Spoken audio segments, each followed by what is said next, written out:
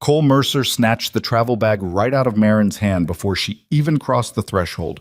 He held it up in the freezing air like it was evidence of something shameful, turning to the men behind him with a grin that had no warmth in it at all. "Boys," he said, loud enough for everyone on that porch to hear, "they sent us a widow with a baby." He dropped the bag in the snow. Not set it down. Dropped it.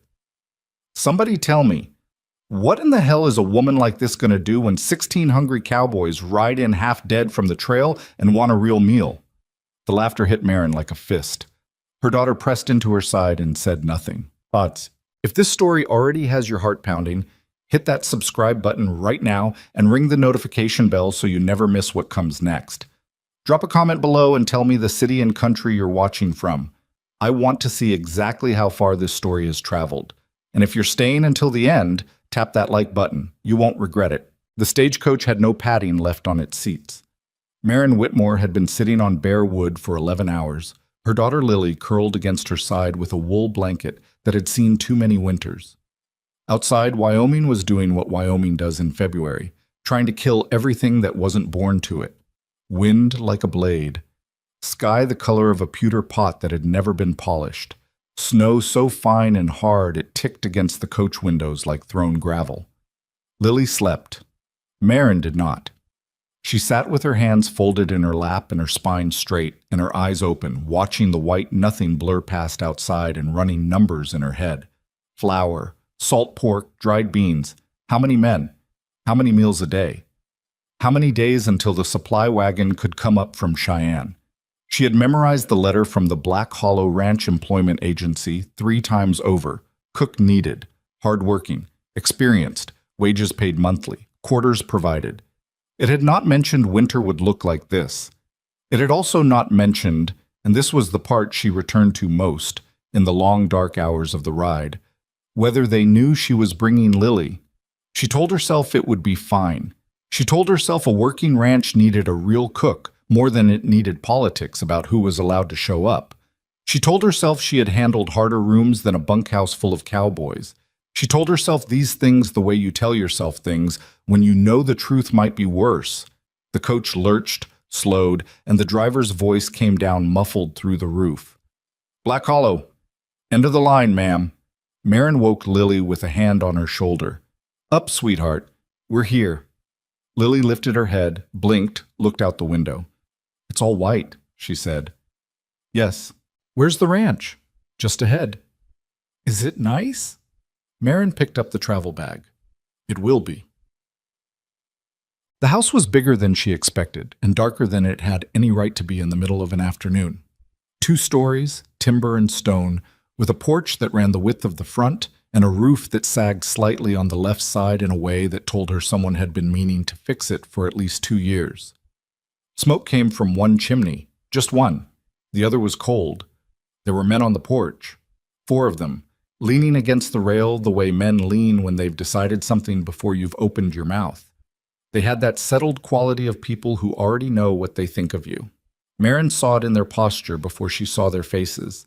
She came up the path with her bag in one hand and Lily's hand in the other, and she did not look at the ground. The one who moved first was Cole Mercer, though she didn't know his name yet.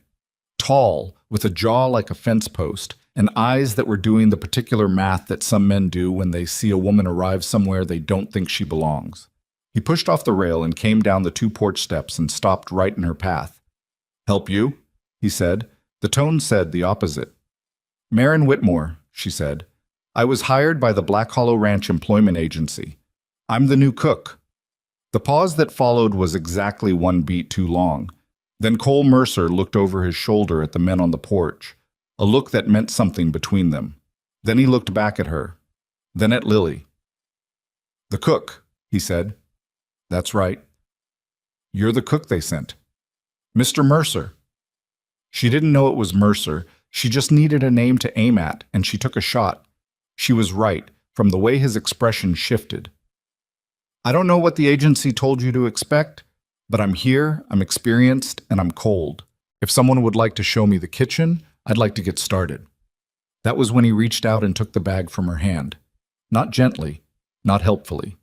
He pulled it out of her grip the way you take something from someone when you want to show them they have no power here, and he held it up in the air, high enough that she would have had to reach for it, and he said it loud. "Boys, they sent us a widow, with a baby." He dropped the bag. It hit the snow with a soft thud and tipped sideways, the clasp opening just enough that the corner of Lily's extra dress peeked out into the cold. The laughter was not loud. It was worse than that. It was comfortable, like men laughing at something they've seen before and expect to see again. Lily did not cry. That was the thing Maren would remember later.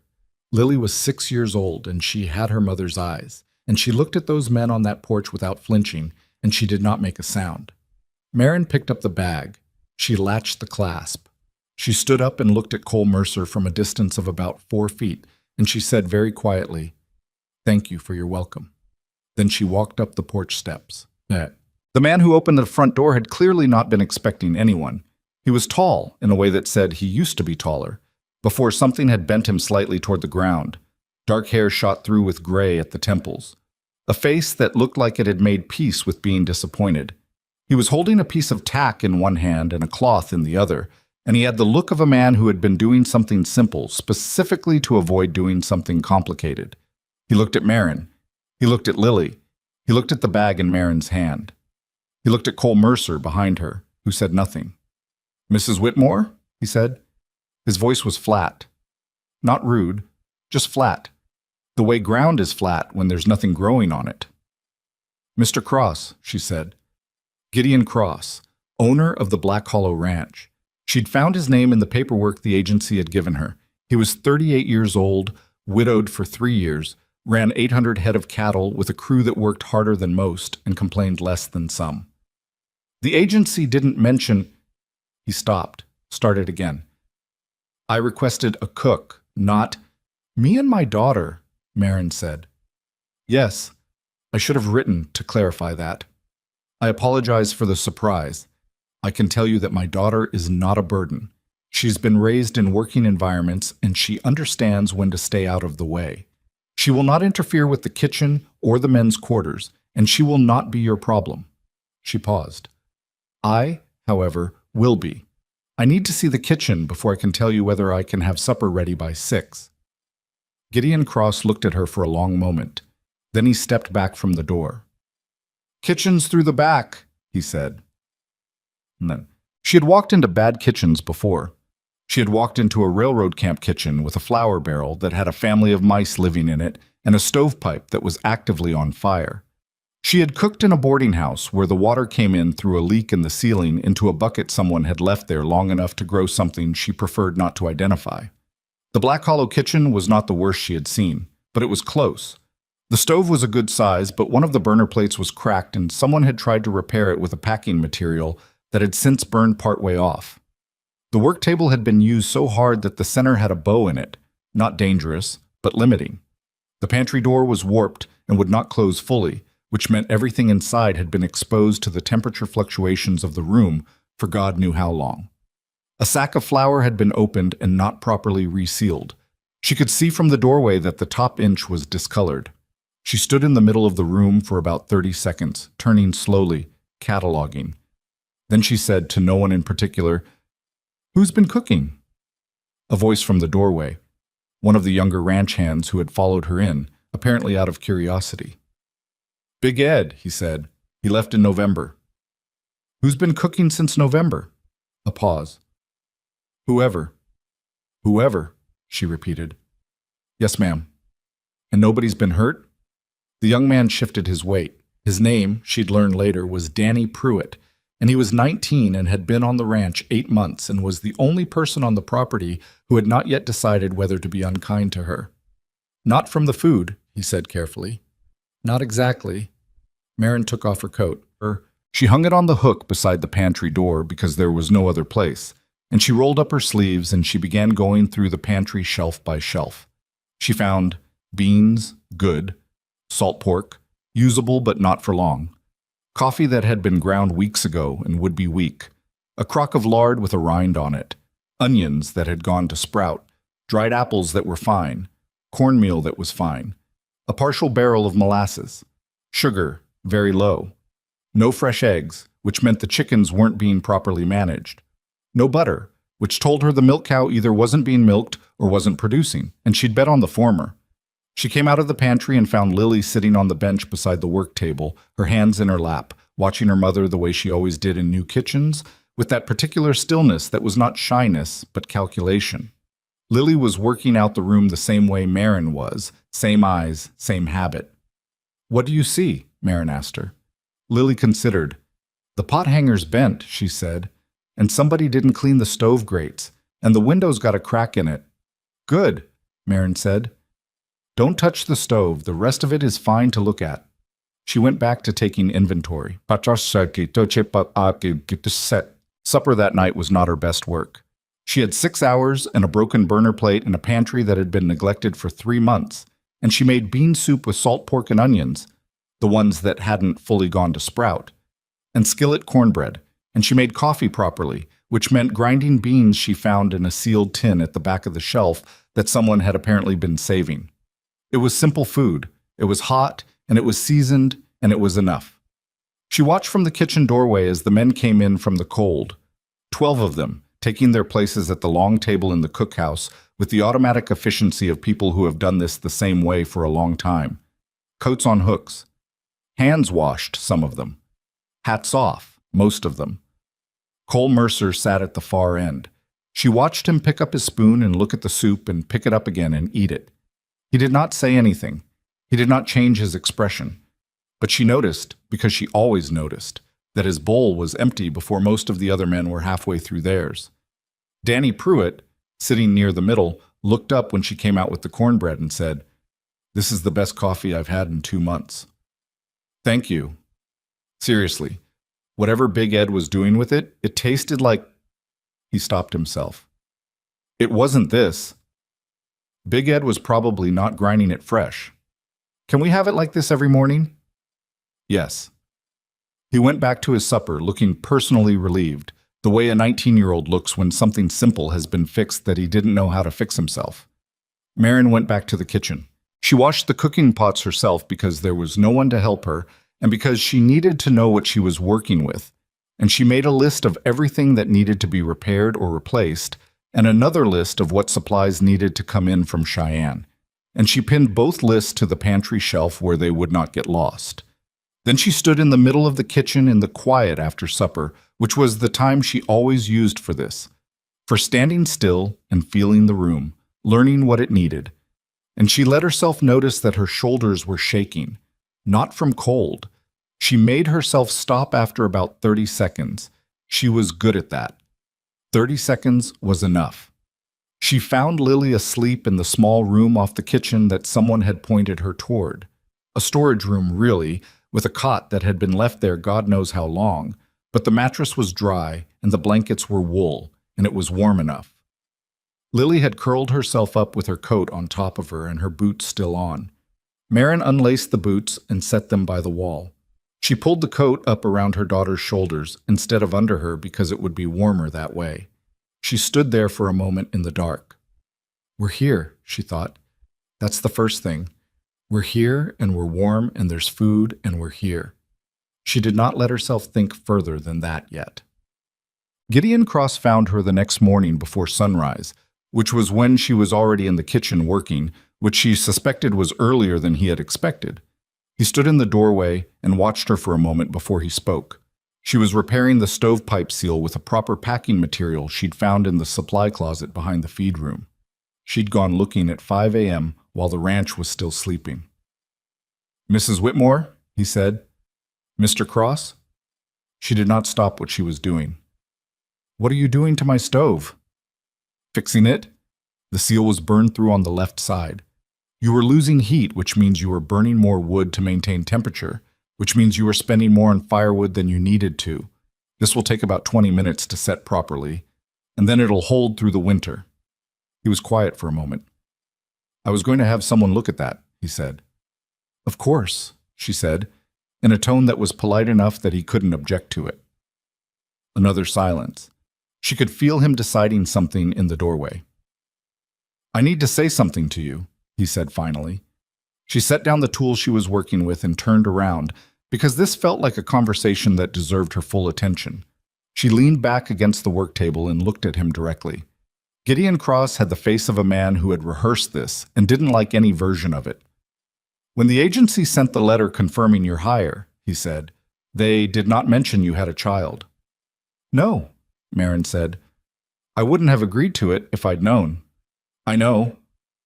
This is a working cattle ranch. It's not...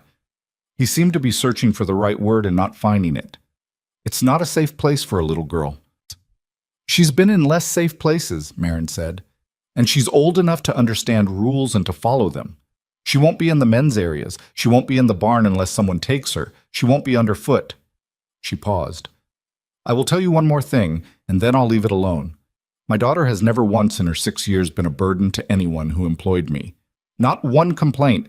What I'm asking you for is 2 weeks. Give me 2 weeks to prove I can do this job the way it needs to be done. And if you're not satisfied, Lily and I will leave without argument. Gideon Cross looked at her. 2 weeks, he said. 2 weeks. He looked past her at the stove, at the seal she'd been repairing, at the list she'd pinned to the pantry door. Is that a supply list? He said. 2 lists, repairs and supplies. The supplies are urgent. Some of them within the next 10 days or will run short. I've prioritized them by need. He walked over and looked at the list. He stood there for a long moment, reading. The flour barrel, he said. The top inch is ruined. I've set it aside, but the rest is usable.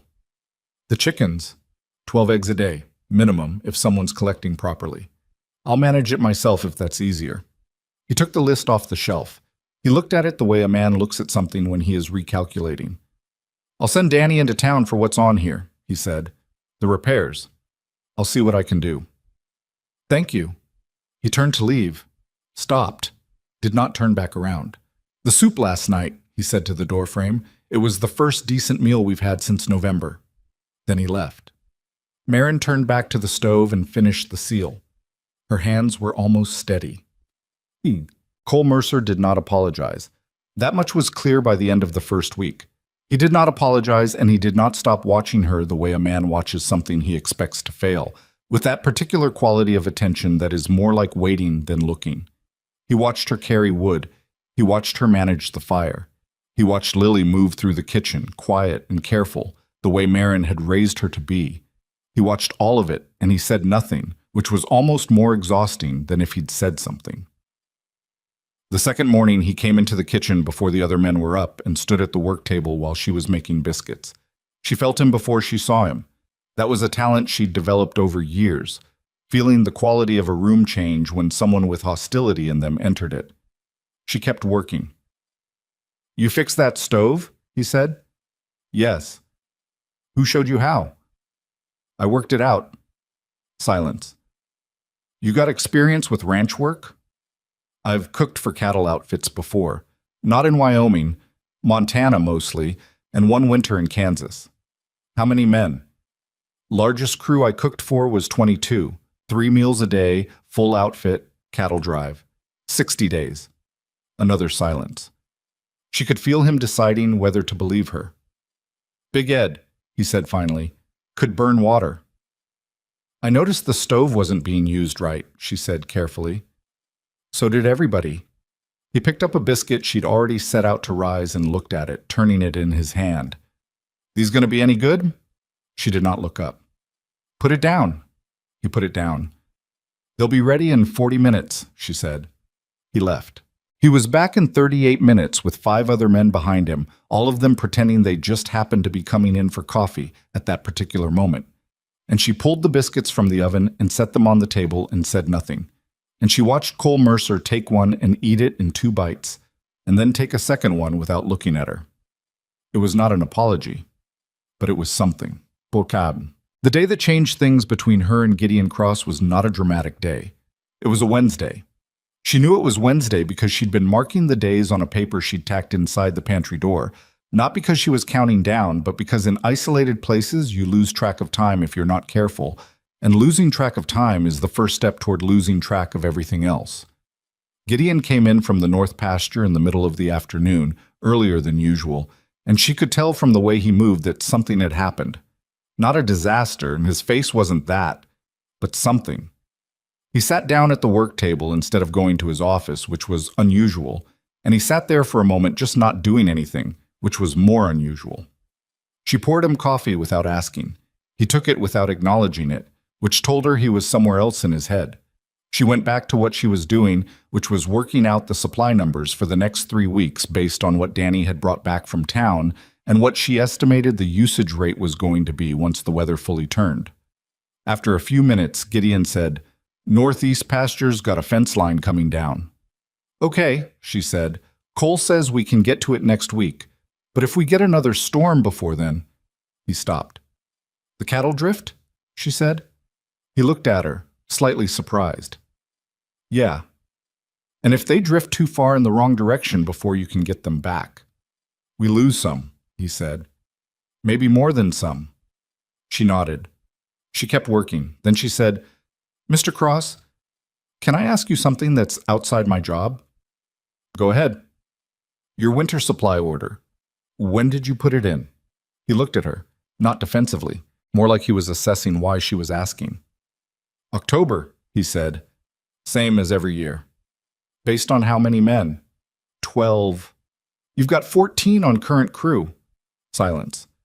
"Danny and Pete came on in November," he said. "After your order went in," she said. Longer silence. "The order won't cover the full winter," she said. "Not at 14 men. I've been running the numbers since I got here. I didn't want to say anything until I was sure." She turned around and picked up the paper she'd been working on and handed it to him. "I can stretch it. I know how to stretch it. There are ways to manage rations without anybody knowing they're being managed, and I can do that. But I wanted you to know so you could make the decision about whether to put in a supplemental order now while the road's still passable, or wait, and let me handle it with what we have." Gideon looked at the paper. He was quiet for a long time. Then he said, "How long have you known about this?" "I've been sure for about 4 days," she said. "I wanted to be sure before I told you." He set the paper on the table. He looked at it. He looked at the wall. He did the thing she'd noticed he did when he was thinking hard, which was press his thumbnail against the edge of the table and not seem to notice he was doing it. "If we put in a supplemental order," he said, "I need it to go in within the week." "The road will be clear for at least another 8 days," she said. "I've been watching the weather." She paused. "I don't mean to overstep." "No," he said. He looked at her then. Something had shifted in his face. Not warmth, exactly. More like recalibration. Like someone who had been looking at a picture one way and just noticed it was also possible to look at it another way entirely. "No, you're not overstepping." He picked up the supply paper and took it with him. He went to his office, and she heard the sound of him writing for a long time. The supplemental order went out the next morning. The supplemental order saved them the first time. The second time, nothing could have saved them except Marin herself. And even she would tell you later that it came closer than anyone knew, but that was still weeks away. In the days that followed Gideon's trip to the post office in Clearwater, the ranch settled into the kind of routine that working places develop when someone finally puts the right person in the right position. Not peaceful. A cattle ranch in a Wyoming winter is never peaceful, but functional. The difference between a clock that's running and a clock that keeps stopping every few hours to remind you it's broken.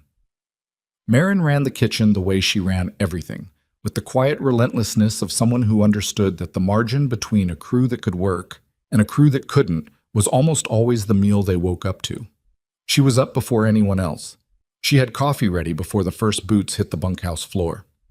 She knew by the end of the second week that Danny Pruitt took his with extra sugar, that the hand named Cal Briggs had a back tooth that gave him trouble with hard biscuit crusts, that the oldest man on the crew, a quiet Texan named Walt Haber, ate almost nothing at breakfast but needed more at noon than men half his age.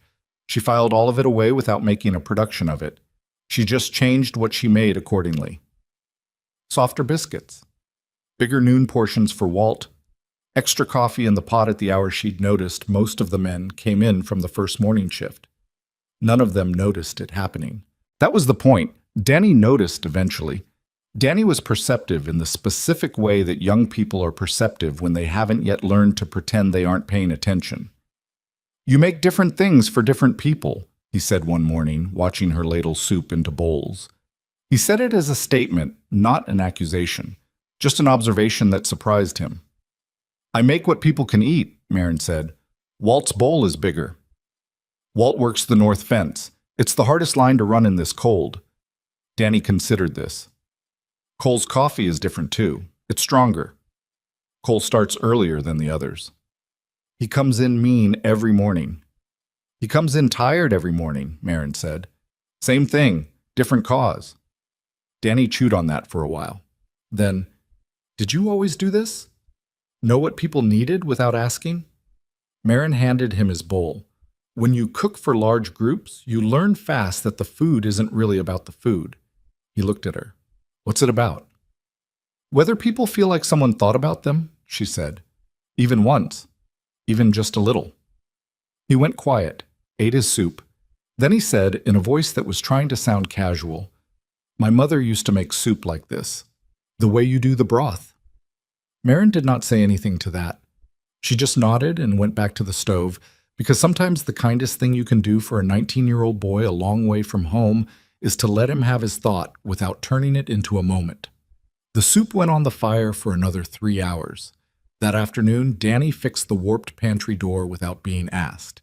He just showed up with tools and fixed it, and when Marin said thank you, he shrugged and said he'd been meaning to do it anyway. She let him have that too.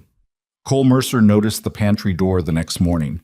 He stood in the doorway of the kitchen and looked at it, and then he looked at Danny, and then he looked at Marin, and he didn't say anything. He picked up his coffee and left. That was the closest Cole Mercer came to acknowledging anything that first week. The second week, he started leaving firewood outside the kitchen door. Not a lot, just enough to top off what she'd already brought in. She noticed it the third morning in a row. He was always gone before she came out to get it. She did not mention it. He did not mention it. Some things on a ranch operate better when they're left unspoken. It was Lily who complicated that arrangement, the way children complicate all arrangements by simply being honest. Lily was not supposed to be in the men's areas.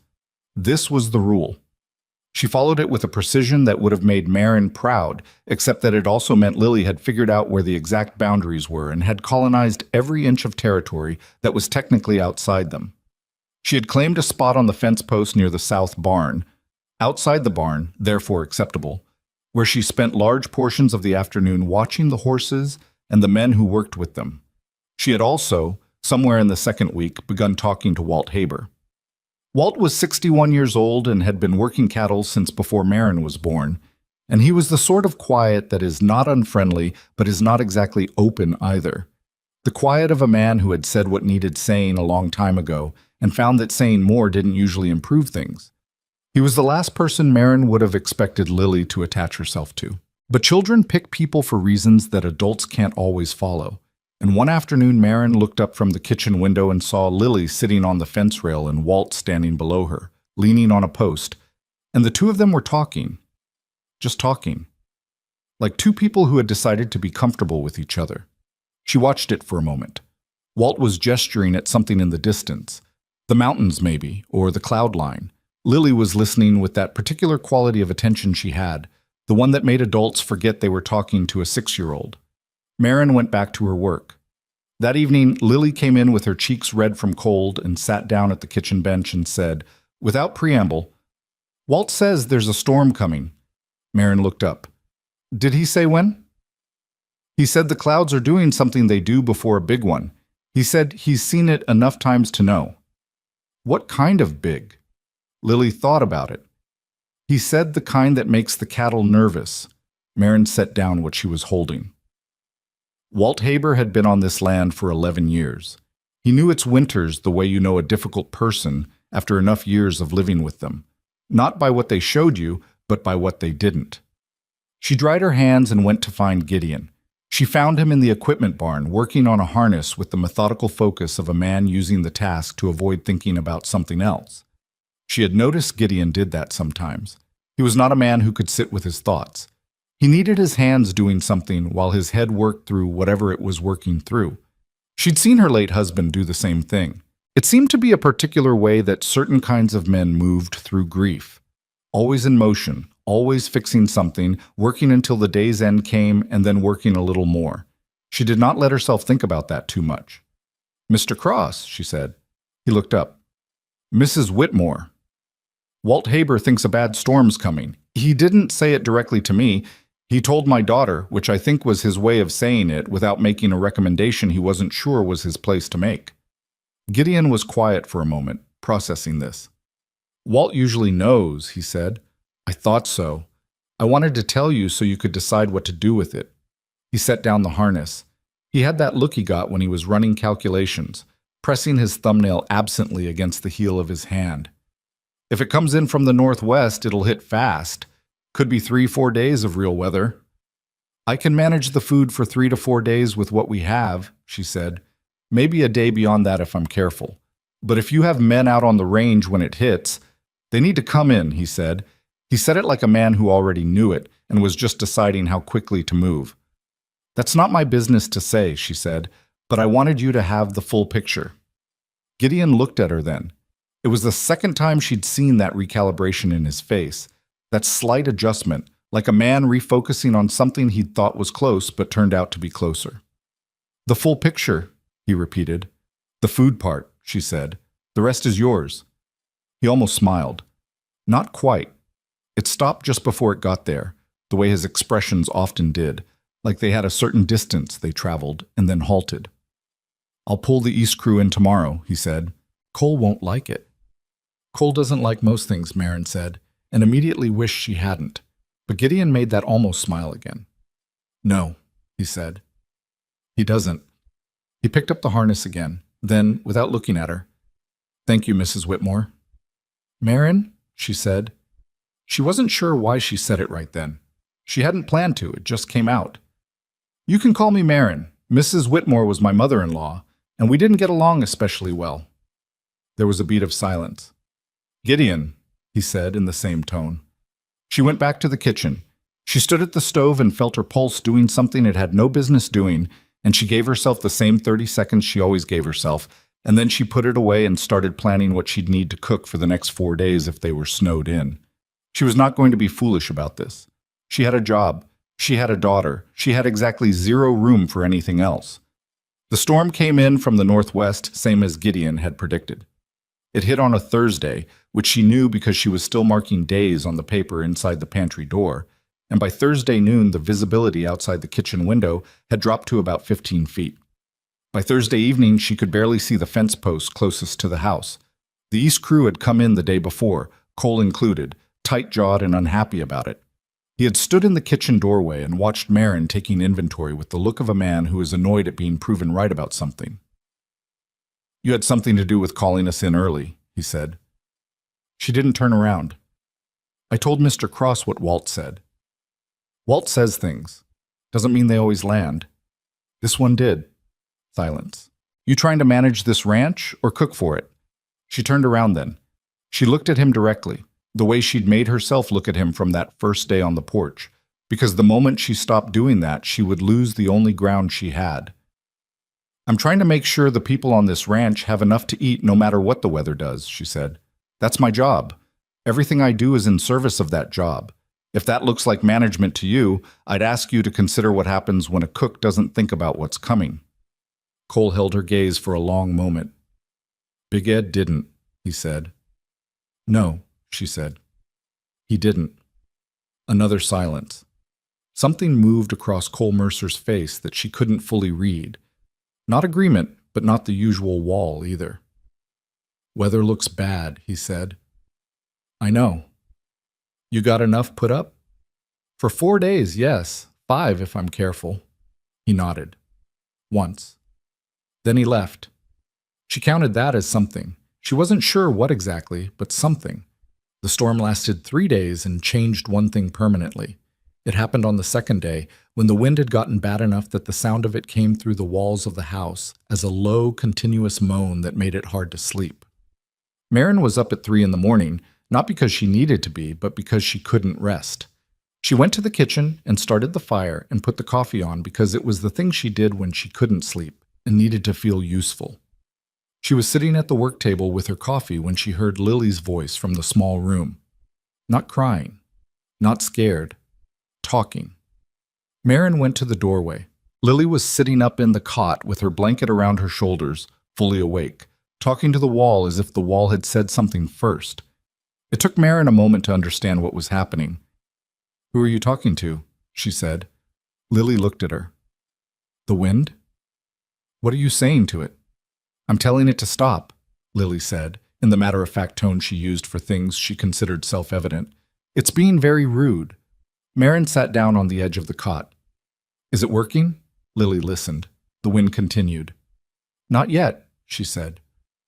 Marin put her arm around her daughter, and they sat there in the dark listening to the storm, and Lily leaned against her the way she always did, without thinking about it, without making a production of it, just the automatic lean of a child toward her mother, and Marin sat with it and let herself be leaned on. "Mama," Lily said after a while. "Yeah." "Are we staying here?" Marin was quiet for a moment. "I think so. Do you want to?" Lily considered this seriously. "Walt says the mountains are different here than Montana. He says in Montana they look like they're just there, but here they look like they're watching." "What do you think?" "I think he's right." Lily pulled the blanket up. "I think they're watching to see what we do." Marin looked at her daughter in the dark. 6 years old and already making sense of things in ways that took most people decades. "Then we'll give them something worth watching," she said. Lily settled down against the pillow. "Can you stay?" "For a little while." She stayed until Lily slept, which was not long, and then she went back to the kitchen and sat with her coffee and thought about what she'd said to her daughter and whether she believed it, and decided that she did not need to decide tonight. The storm broke on Friday morning. By noon, the sky had gone the particular clear blue that Wyoming does after weather. The kind of blue that looks like an apology, so intense and clean it almost doesn't seem real. The snow had settled at about 18 inches across the flat ground, and deeper in the drifts against the north side of every structure on the property. The men came out of the bunkhouse into that blue morning like people emerging from something they're not sure is over, cautious and blinking, doing the instinctive survey of what the weather had cost them. Cole walked the fence lines first. He came back 2 hours later and came directly to the kitchen. Marin was making bread. She heard his boots on the porch. He came in without knocking. Nobody knocked in a working ranch kitchen, and he stood for a moment like a man who has decided to say something difficult and is doing final calculations on whether to go through with it. "No major fence damage," he said. "Good. Lost one calf, nothing else." "I'm sorry." "Could have been worse." He looked at the bread dough, back at her. "You knew the storm was going to be bad enough to call the crew in." "Walt knew," she said. "Walt told your daughter," Cole said. "You went to Gideon." "Yes." A long pause. Cole Mercer was not a man who liked owing things to people, and she could see him working through something uncomfortable, the way you see a person deciding whether to take a medicine they know they need but don't want. "If we'd stayed out on the East Range," he started. "I know," she said quietly. "I know." He stood there another moment. Then he walked over to the work table, not toward her but nearby, and picked up a piece of the bread she'd set aside to cool. "You mind?" he said. "No." He ate it standing up. He did not leave. "I grew up in a ranch kitchen," he said, unexpectedly. "My mother cooked for a crew in Colorado. Big operation, 20-some men. She used to say the kitchen was the only honest room on a ranch." Marin kept working. "Why honest?" "Because hungry men don't pretend," he said. "You can tell exactly what they think of the cook by how they eat." "And how do the men here eat?" she asked. Cole looked out the window at the bright blue morning. "Better than they did 2 weeks ago," he said. He put the bread down. He left without saying anything else. It was, in the entire time she had known him, the closest thing to a peace-offering Cole Mercer had ever made. It was imperfect and incomplete and wrapped in a story about his mother rather than anything direct, and she valued it exactly as much as if he'd handed her something wrapped in fine paper. She punched the bread dough once, hard, and felt better. Gideon found her that afternoon making inventory again. She was always making inventory, it felt like. The numbers were different every time, which meant she was actually using things and adjusting and not just going through motions. He came to the kitchen doorway and leaned against the frame, which was where he usually stood when he was coming to talk and not sure how long he'd stay. "Crew came through the storm fine," he said. "I heard. 1 calf." Could have been worse. He watched her write. Cole said you were worried about the food lasting. I was, she said. But we made it with enough to spare. I stretched it in the right places. He said you knew what you were doing before the storm hit. She glanced up. He said that? In his way, Gideon said. She went back to her numbers. He's not a bad man, she said.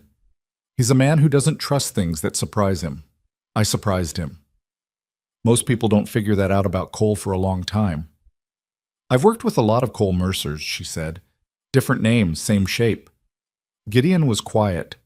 Then, where did you work before Montana? She told him. Not everything, she never told everything, because some of it was hers to keep. But she told him enough. The railroad camp, the boarding house before that, the year she'd spent cooking for a lumber outfit in Idaho when Lily was still a baby and Marin was still figuring out how to be both a mother and a person with a job that required everything she had. He listened. He asked one question, which was about the railroad camp. Not prying, just the question of a man trying to understand scale. She told him that one had been the hardest. Largest crew, worse conditions, a sickness that had moved through the camp one winter like something with a grudge. She had cooked through all of it. She had kept people fed when feeding them was the only thing she could do for them. You've handled a lot, Gideon said. Everyone handles a lot, she said. Some people just do it louder. He almost smiled. That almost smile that stopped before it finished. She was beginning to learn the geography of his expressions, what they moved toward and where they stopped. My wife, he said, and then stopped. She waited. She would have liked you, he said. It came out with some difficulty, the way things come out when they've been held for a long time. She had no patience for people who made excuses. She used to say, the only honest work is the work that gets done. Marin kept very still, the way you stay still when something delicate is happening and any movement might end it. She sounds like she was a good person, she said carefully. She was, Gideon said. Just those two words, simple and complete, and she understood that 3 years later the loss was still not something he had solved. It was something he was living with, and there is a difference. The silence that followed was not uncomfortable. It was the silence of two people standing near something heavy together, neither of them pretending it wasn't there. I should let you finish, Gideon said finally. You don't have to go, she said. Then immediately, I'm just doing numbers. It's not important work. You can stay if... She stopped herself. She heard how it sounded and she pressed her lips together. Gideon looked at her for a moment.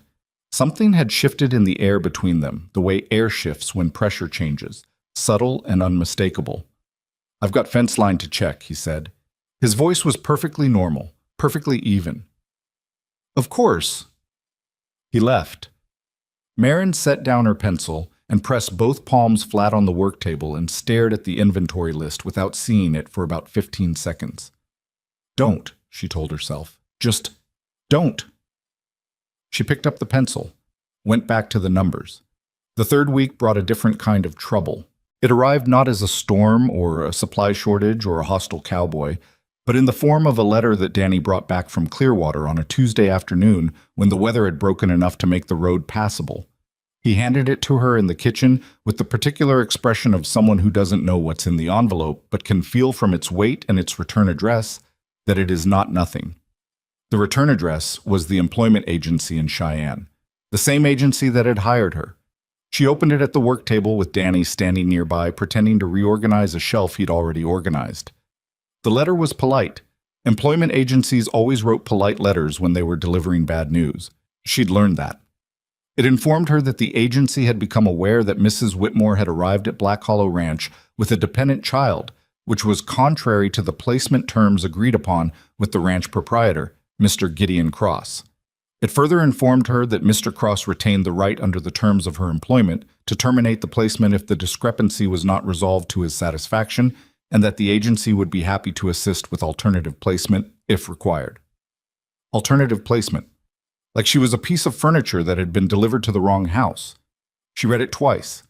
Then she folded it along its creases and put it in her apron pocket. Good news? Danny said, still facing the shelf. Administrative, she said. She finished the inventory. She made supper. She served it and cleaned up and got Lily to bed and sat alone in the kitchen in the dark. She had two options.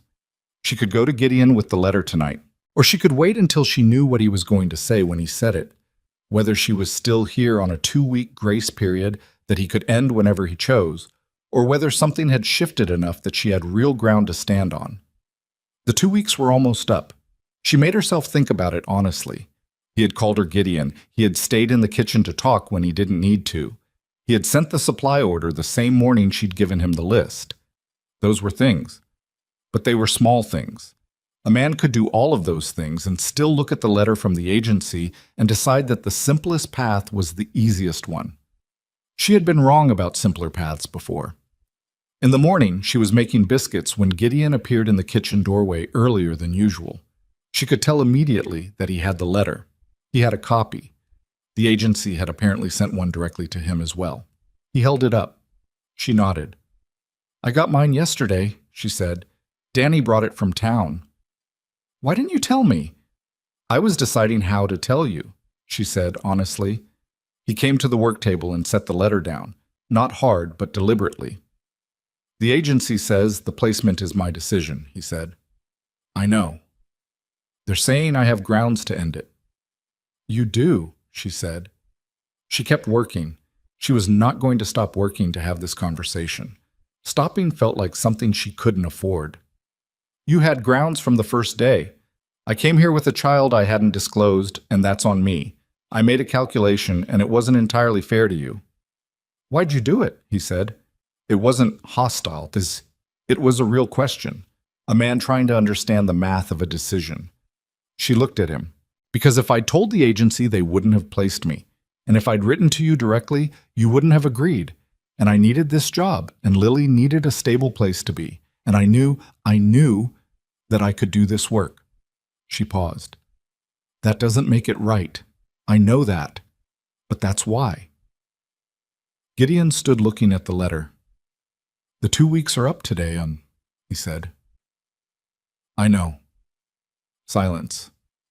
"Lily was talking to Walt again this morning," he said, outside the south barn.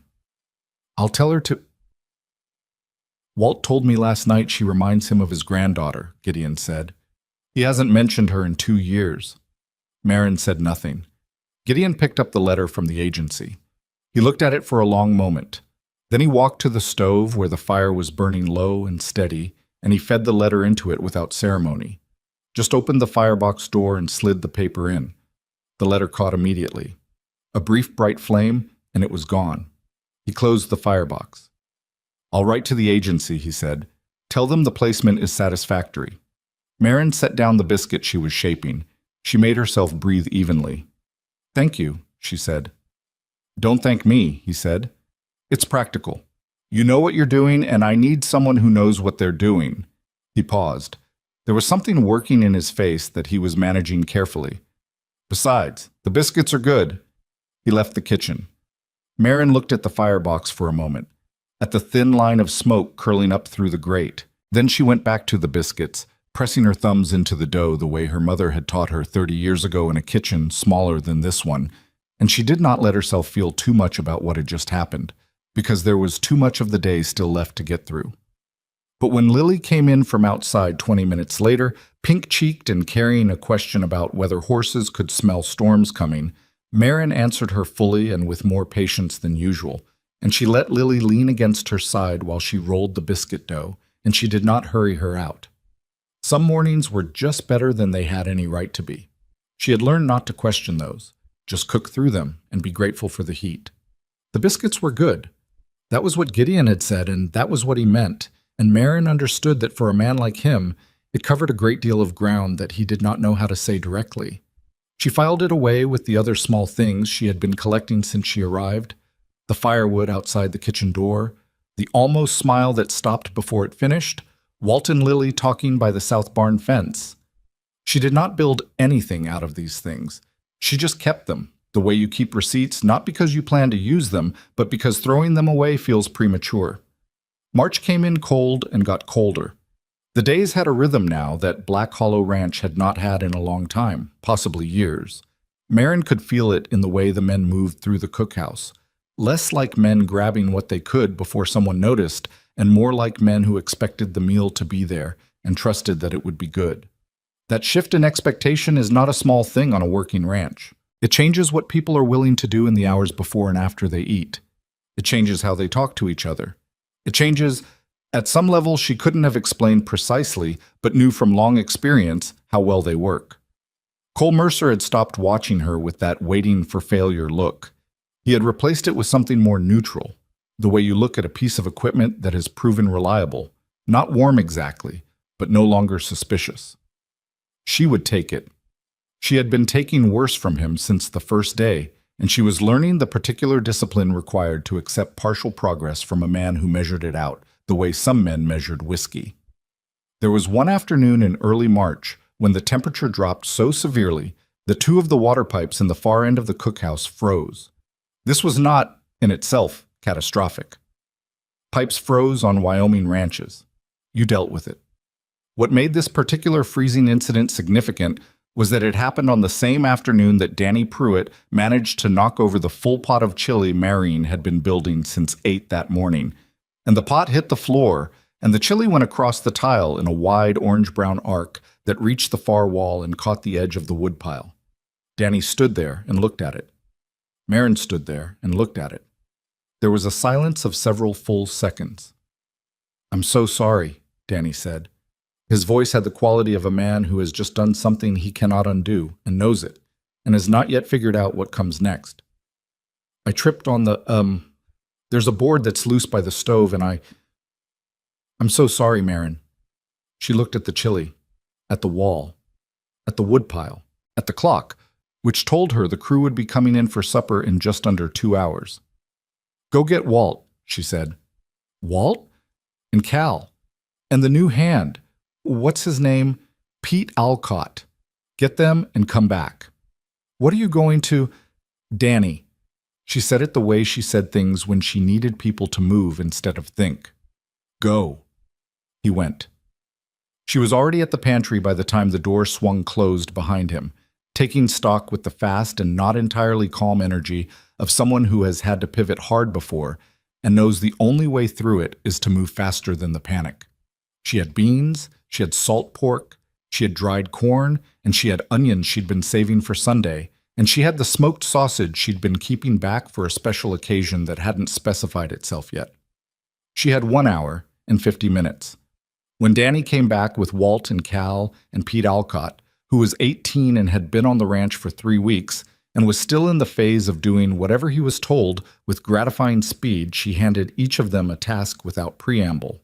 Walt got the beans on to soak in hot water, an abbreviated soak, which she knew would make them cook uneven, but uneven beans were better than no beans. Cal got the sausage, which she had him slice thin because thin slices cooked faster and the flavor would still carry. Pete got the flour, which was not a cooking task but was necessary before she could function in the space properly.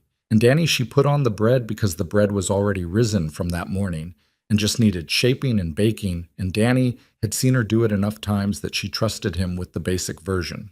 She ran the chili reconstruction herself. It was not the same chili. It was never going to be the same chili.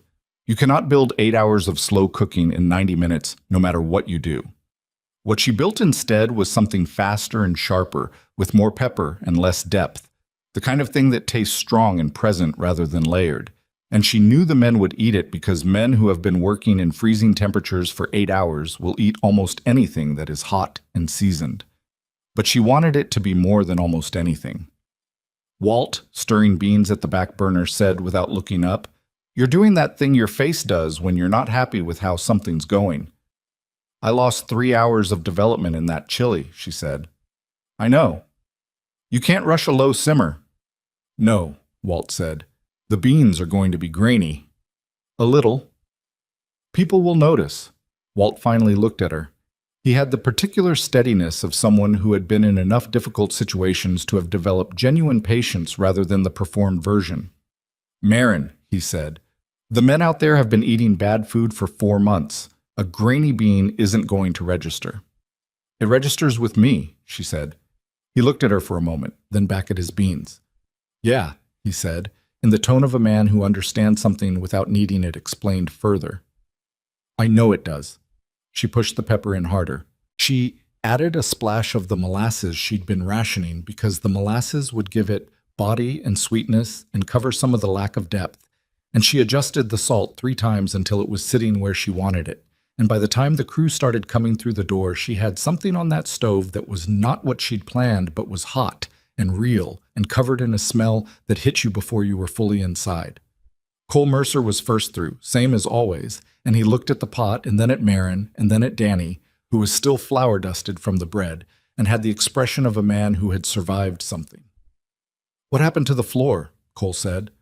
There was still a faint discoloration near the far wall where Pete had mopped. Spill, Marin said. It's cleaned.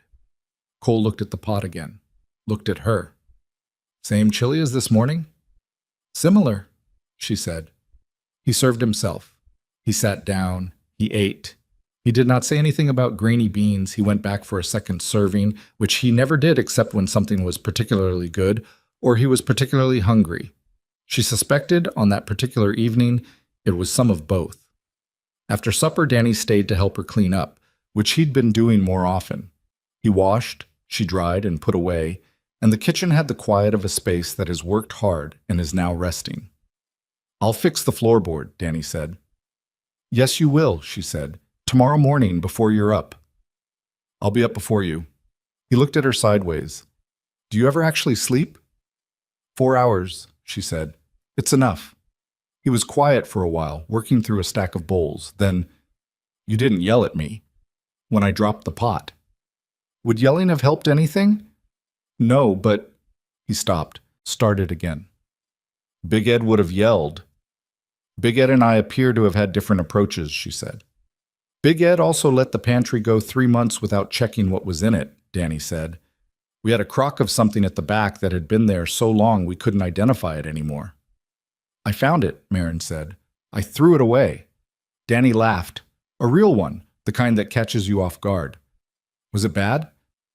It had developed opinions, she said. He was still laughing when he left, and she stood in the clean kitchen for a moment after he was gone and let herself feel the good part of this. The part where she'd handled something difficult and come out the other side with the meal on the table and the crew fed and the kitchen running. It was not perfect. She knew it wasn't perfect, but it was done. And done was something she had learned to value higher than perfect, because perfect required conditions that working life almost never provided. The weeks that followed were, by Wyoming winter standards, manageable. The weather turned worse and then better and then worse again in the way of February edging toward March, and the ranch settled into the deep cold of midwinter the way a large animal settles, with patience and efficiency and the occasional bad-tempered day when everything took longer than it should. Gideon was in the kitchen more often. She noticed this without commenting on it. He would appear in the doorway in the afternoons with some practical question about the supply list, about whether the second pantry shelf needed reinforcing. And the question would get answered, and then sometimes he would stay and sometimes he would not. And she had learned to read which days were which by the particular way he held himself at the doorframe. On the days he was going to stay, he leaned slightly inward. On the days he was going to leave, his weight stayed on his back foot. She was not proud of knowing this. It felt like information she shouldn't have gathered without his permission. But she had cooked for enough people to know that you learn them whether you intend to or not. One afternoon in mid-March, he came in with what she thought was a supply question, and it turned out not to be. He stood at the door for a moment, and she could tell immediately that something was different. He was not quite looking at her, and he was carrying something that had nothing to do with the ranch. You ever think about leaving? He said. She kept her hands in the bread dough she was working. Leaving. The ranch. Going somewhere else. He paused. You've had other offers. She looked up at that. How do you know I've had other offers? Something moved across his face. Danny mentioned a letter came from the Harrow outfit in Clearwater. She put her hands down on the work table and looked at him. Danny needs to mention fewer things, she said. He wasn't being disloyal. He was just... Gideon stopped. He pressed his thumbnail against the doorframe the way he did when he was thinking something he wasn't sure about saying. I'm asking because I want to know if you're planning to go. Marin considered the question seriously, the way he had asked it seriously. The Harrow outfit offered me more money, she said. Better quarters, fewer men to cook for. That's a lot of reasons to go, he said. Yes. But you're still here. I'm still here, she said. He waited. She went back to the bread. Not because she was avoiding the question, but because her hands needed to be doing something, or she would say more than she'd decided to say, and she had a precise idea of where the line was on this particular subject, and she intended to stay on her side of it. I finish things I start, she said. This place needed work. It still does. I'm not done. Gideon was quiet for a long time.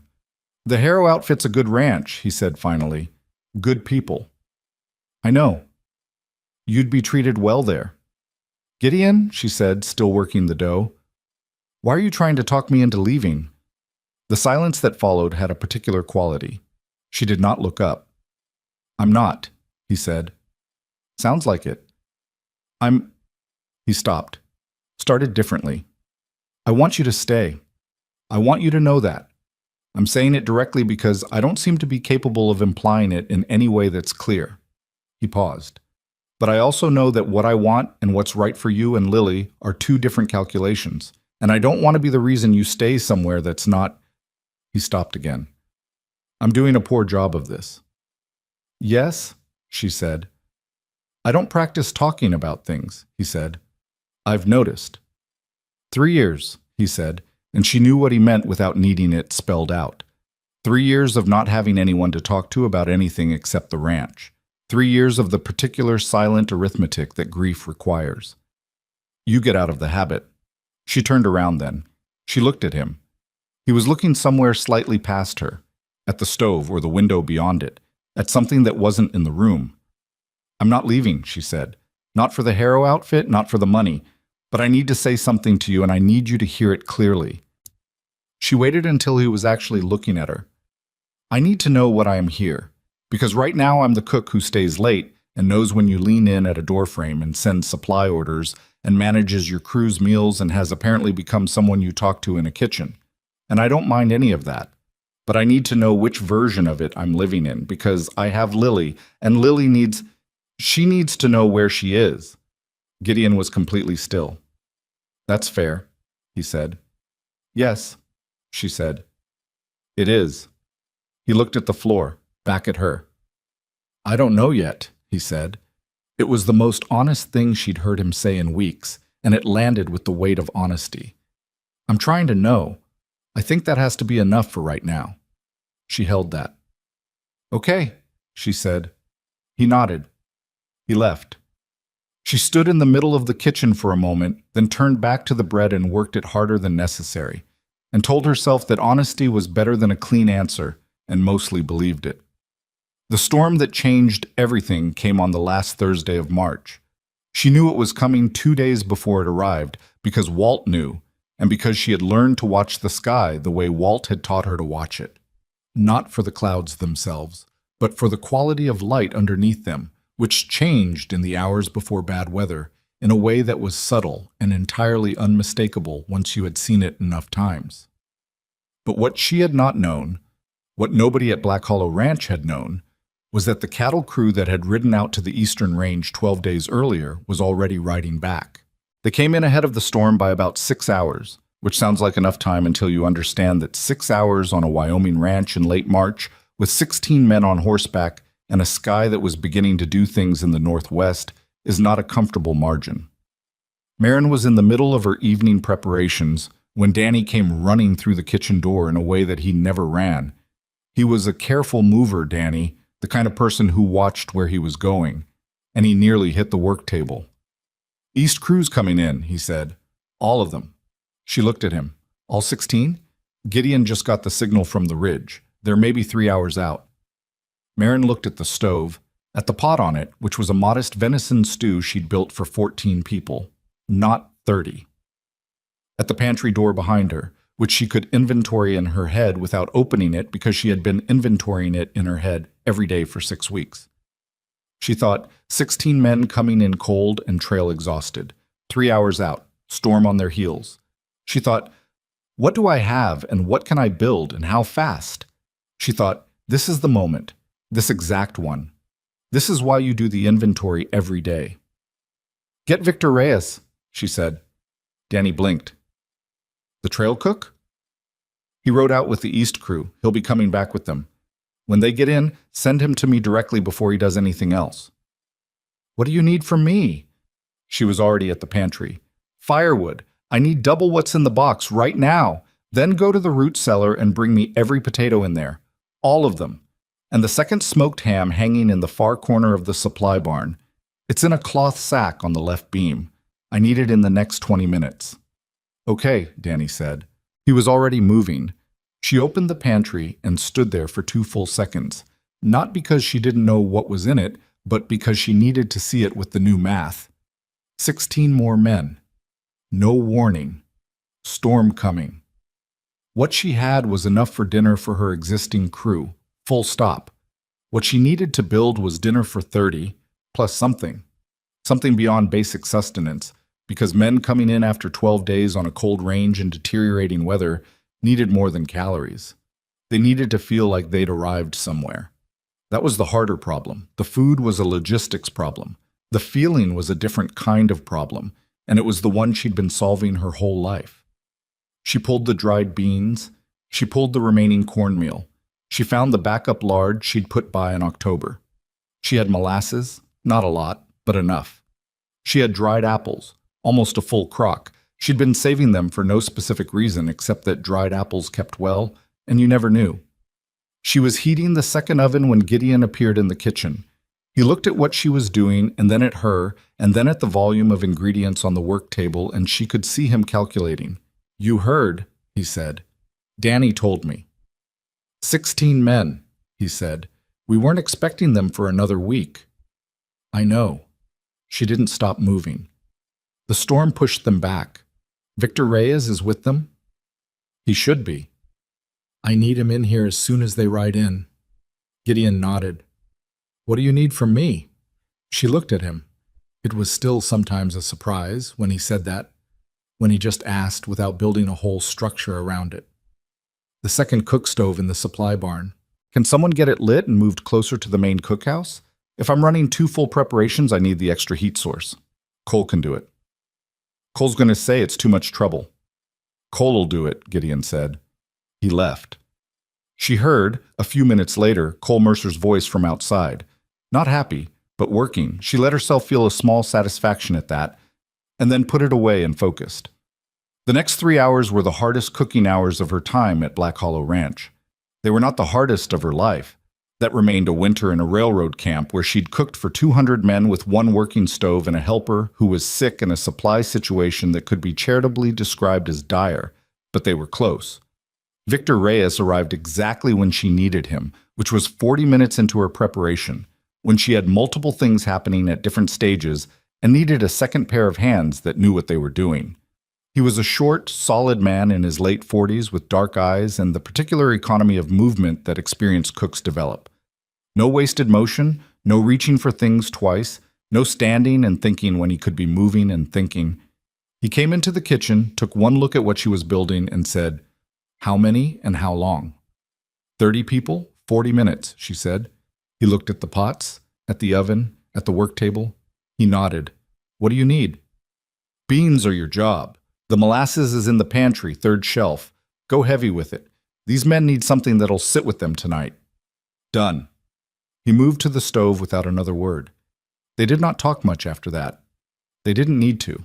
She had worked with trail cooks before, and she recognized what Victor Reyes was, a man who had been cooking in outdoor conditions for a long time and had developed the particular intelligence of someone who learned to make things work with what was available rather than mourning what wasn't.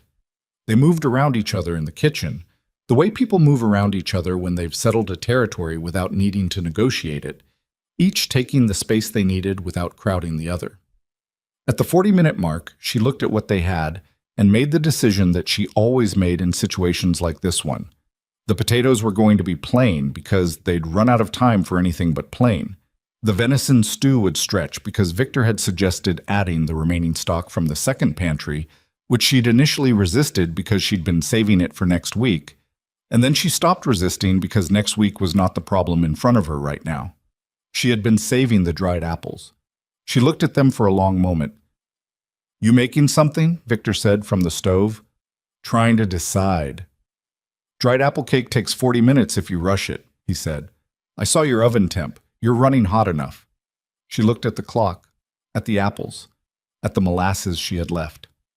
"It'll be flat," she said. "It'll be warm," he said. "Men who've been 12 days on a trail don't care if the cake's flat." She made the cake. It was flat. The center didn't set quite right, and the edges were closer to crisp than they should have been, and it was the kind of thing she would have been quietly disappointed in under normal circumstances.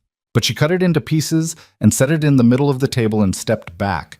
And when the first wave of the East crew came through the cookhouse door and hit the smell of warm apple and molasses, the man closest to the front, a big rider named Joe Sutter, who she'd never met, stopped walking entirely and stood in the doorway and said, to no one in particular, "Is that cake?" "Yes," Danny said from behind him. Joe Sutter sat down without another word. Marin stood at the edge of the cookhouse and watched them come in. 16 men in various states of cold and exhaustion, still in their trail coats, boots caked with snow, faces marked by 12 days of outdoor living in temperatures that had not been kind. They came in and they sat down, and she watched the room change the way a room changes. When cold people get warm and hungry people get fed and tired, people are allowed to stop moving. It was the thing she had always known how to do. It was the reason she did what she did. Not the cooking itself, though she loved the cooking, but this. The shift in a room, the moment when something that was tight and worn down and braced for more difficulty allowed itself just briefly to unclench. She was still watching it when she became aware of someone standing beside her. She looked over. The man standing next to her was older than most of the crew. Not old, but with the settled quality of someone past 60, with white in his beard and crow's feet so deep they looked permanent. He was still in his trail coat, and he had his hat in his hand, and he was looking at her with an expression she could not immediately read. "You the cook here?" he said. "Yes," she said. "I'm Marion Whitmore." He was quiet for a long moment. "Then, you ever work a railroad camp somewhere up north of Laramie? Maybe 8, 9 years back?" She looked at him. "Elias Ford," he said. "I was a line rider on the Crawford job, winter of 1881. She felt something shift in her chest. Not shock exactly. More like the sensation of something you've kept in a closed room for a long time when someone opens the door. "I remember that winter," she said carefully. "So do I," Elias Ford said. He was looking at her like a man who has spent a long time being sure about something and is confirming that sureness. "There was a sickness that came through in February, took down a third of the camp. They couldn't get a doctor in because the roads were gone and the temperature had dropped to something I don't have a polite word for." He paused. "But there was a cook. Young woman. Couldn't have been more than 25, 26 at the most. She kept that kitchen running for 22 days straight, cooked for the sick and the well both. Rationed what they had so nobody starved, kept people hydrated when the sickness made it hard to take anything solid." He stopped again. He was looking at Marin very directly. "I've thought about that woman 100 times since, about how she kept her head when everyone else had lost theirs, about what it cost her to do that." The cookhouse was loud with the sounds of 30 men eating and the fire in the stove and the wind picking up outside as the storm moved closer. Marin said nothing. "That was you," Elias Ford said. It was not a question. She held his gaze. "I was very young," she said. "You saved people's lives." "I fed people," she said. "The living and the sick both. That's all I knew how to do." Elias Ford looked at her for another long moment. Then he looked out at the cookhouse, at the 30 men eating, at the flat apple cake going around the table, at Cole Mercer, who had come in from setting up the second stove and was eating his third bowl of stew, at Danny Pruitt, who was refilling coffee with the easy efficiency he'd developed over the past 6 weeks, at Walt Haber, who had maneuvered himself into the seat beside a young rider named Amos, who looked about 17 and like he had not been warm in a week. and was talking to him quietly the way Walt talked to people he decided needed something without asking for it. "All I knew how to do," Elias Ford repeated. He said it the way you say something when it contains much more than its surface. She looked at him. He put his hat back on his head. "I'll let you get back to work," he said. "But I want you to know, some of us remember what you did in that camp. We didn't know your name, but we remembered you." He went to the table and found a seat, and she stood where she was for a moment, and then she went back to the kitchen because the bread needed checking and Victor was already washing up at the basin and the storm outside was hitting the north wall of the cookhouse with the first real force of what it intended to do tonight. She checked the bread. It was done. She stood at the open oven a moment longer than necessary, letting the heat come out at her face, and she breathed it in. Wood smoke and apple and yeast and the particular complicated smell of a kitchen that has been worked hard. And she did not let herself feel everything that Elias Ford's words had stirred up, because there was too much of the night still left, and she was the one keeping it together, and that had to come first. Victor Reyes came up beside her and looked at the bread. "Not bad," he said. "For a rush job." "It'll do," she said. "Whole thing'll do," he said. He picked up his coat from the hook. "You run a tight kitchen, Whitmore. I've worked with a lot of cooks. Not many of them would have pulled off what you just did tonight." "You did half of it," she said. "I did my half," he said. "You did yours. That's how it's supposed to work." He buttoned his coat. "Storm's gonna be bad tonight. I know. You need me tomorrow. I'm here." "Thank you, Victor." He left, and she stood alone in the kitchen after he was gone, and outside the storm hit with a sound like something being decided. And inside the cookhouse, the men were eating and talking and warming up. And she put both palms flat on the work table the way she sometimes did when she needed to feel something solid. And she stood like that for exactly 30 seconds. Then she went back out to check on her people. The storm lasted 2 days. Not the worst storm Black Hollow Ranch had seen. Walt said that distinction belonged to a January blow 3 years back that had killed 4 head and kept the men housebound for 6 days. But bad enough. Bad enough that the sound of it became something you stopped hearing after a while, the way you stop hearing a train when you live near the tracks. Bad enough that by the second morning, the men in the bunkhouse had developed that particular restless quality of large working men who have been still too long, which Marion recognized as a management problem as much as a weather problem. She handled it the way she handled most problems, with food. On the first storm day, she made everything she had been saving. Not because the emergency required it, but because 30 men cooped up with nothing to look forward to will find things to argue about, and giving them something to look forward to at noon and at supper was cheaper than whatever the alternative produced. She made the second smoked ham she'd been holding back. She made a proper pudding with the last of the good sugar. She kept the coffee pot running from 5 in the morning until 9 at night. The second storm day, she baked bread 3 times. The smell of it moved through the cookhouse and into the bunkhouse through the shared wall, and by 10 in the morning she had men finding reasons to appear in the kitchen doorway that had nothing to do with any official purpose. Cole Mercer came through at 11 with a piece of tack that needed re-examining in better light, and she gave him a heel of bread with lard on it, and he took it without comment and stood at the window for a few minutes looking at the white nothing outside. "Second day's always worse," he said. "For the men or the weather," she said. "Both." He ate the bread. "Elias Ford's been talking this morning." She kept her hands moving. "About what?" "About you." Cole looked at her sideways. "About the railroad camp." She said nothing. "How come you never mentioned it?" he said. "It wasn't relevant." "It's pretty relevant." He set down the tack on the windowsill. "Marin, the man saying you kept 200 people fed and alive through a sickness outbreak in conditions he says were, and I'm quoting him directly here, the kind of conditions that make a man reconsider his life choices." "Elias Ford likes a good story," she said. "He doesn't strike me as someone who exaggerates." She turned around and looked at Cole Mercer. He was leaning against the windowsill with his arms crossed, and the particular expression he got when he was working through something that had changed his previous position, which she had learned was not an expression he wore comfortably. Cole Mercer did not enjoy being wrong. He was not a man who managed it with grace, but he was also, she had come to understand, A man who could not sustain a position he'd identified as incorrect. It sat badly with him in a way that required resolution. "What is it you want to say to me, Cole?" she said. He was quiet for a moment. "I dropped your bag in the snow," he said. "Yes." "First day you arrived." He was looking at the window now, not at her. That was a lousy thing to do." She let the silence sit for a moment. "Yes," she said. "It was." Lily was there. She was. He pressed his mouth together. "I've got a sister," he said. "Younger.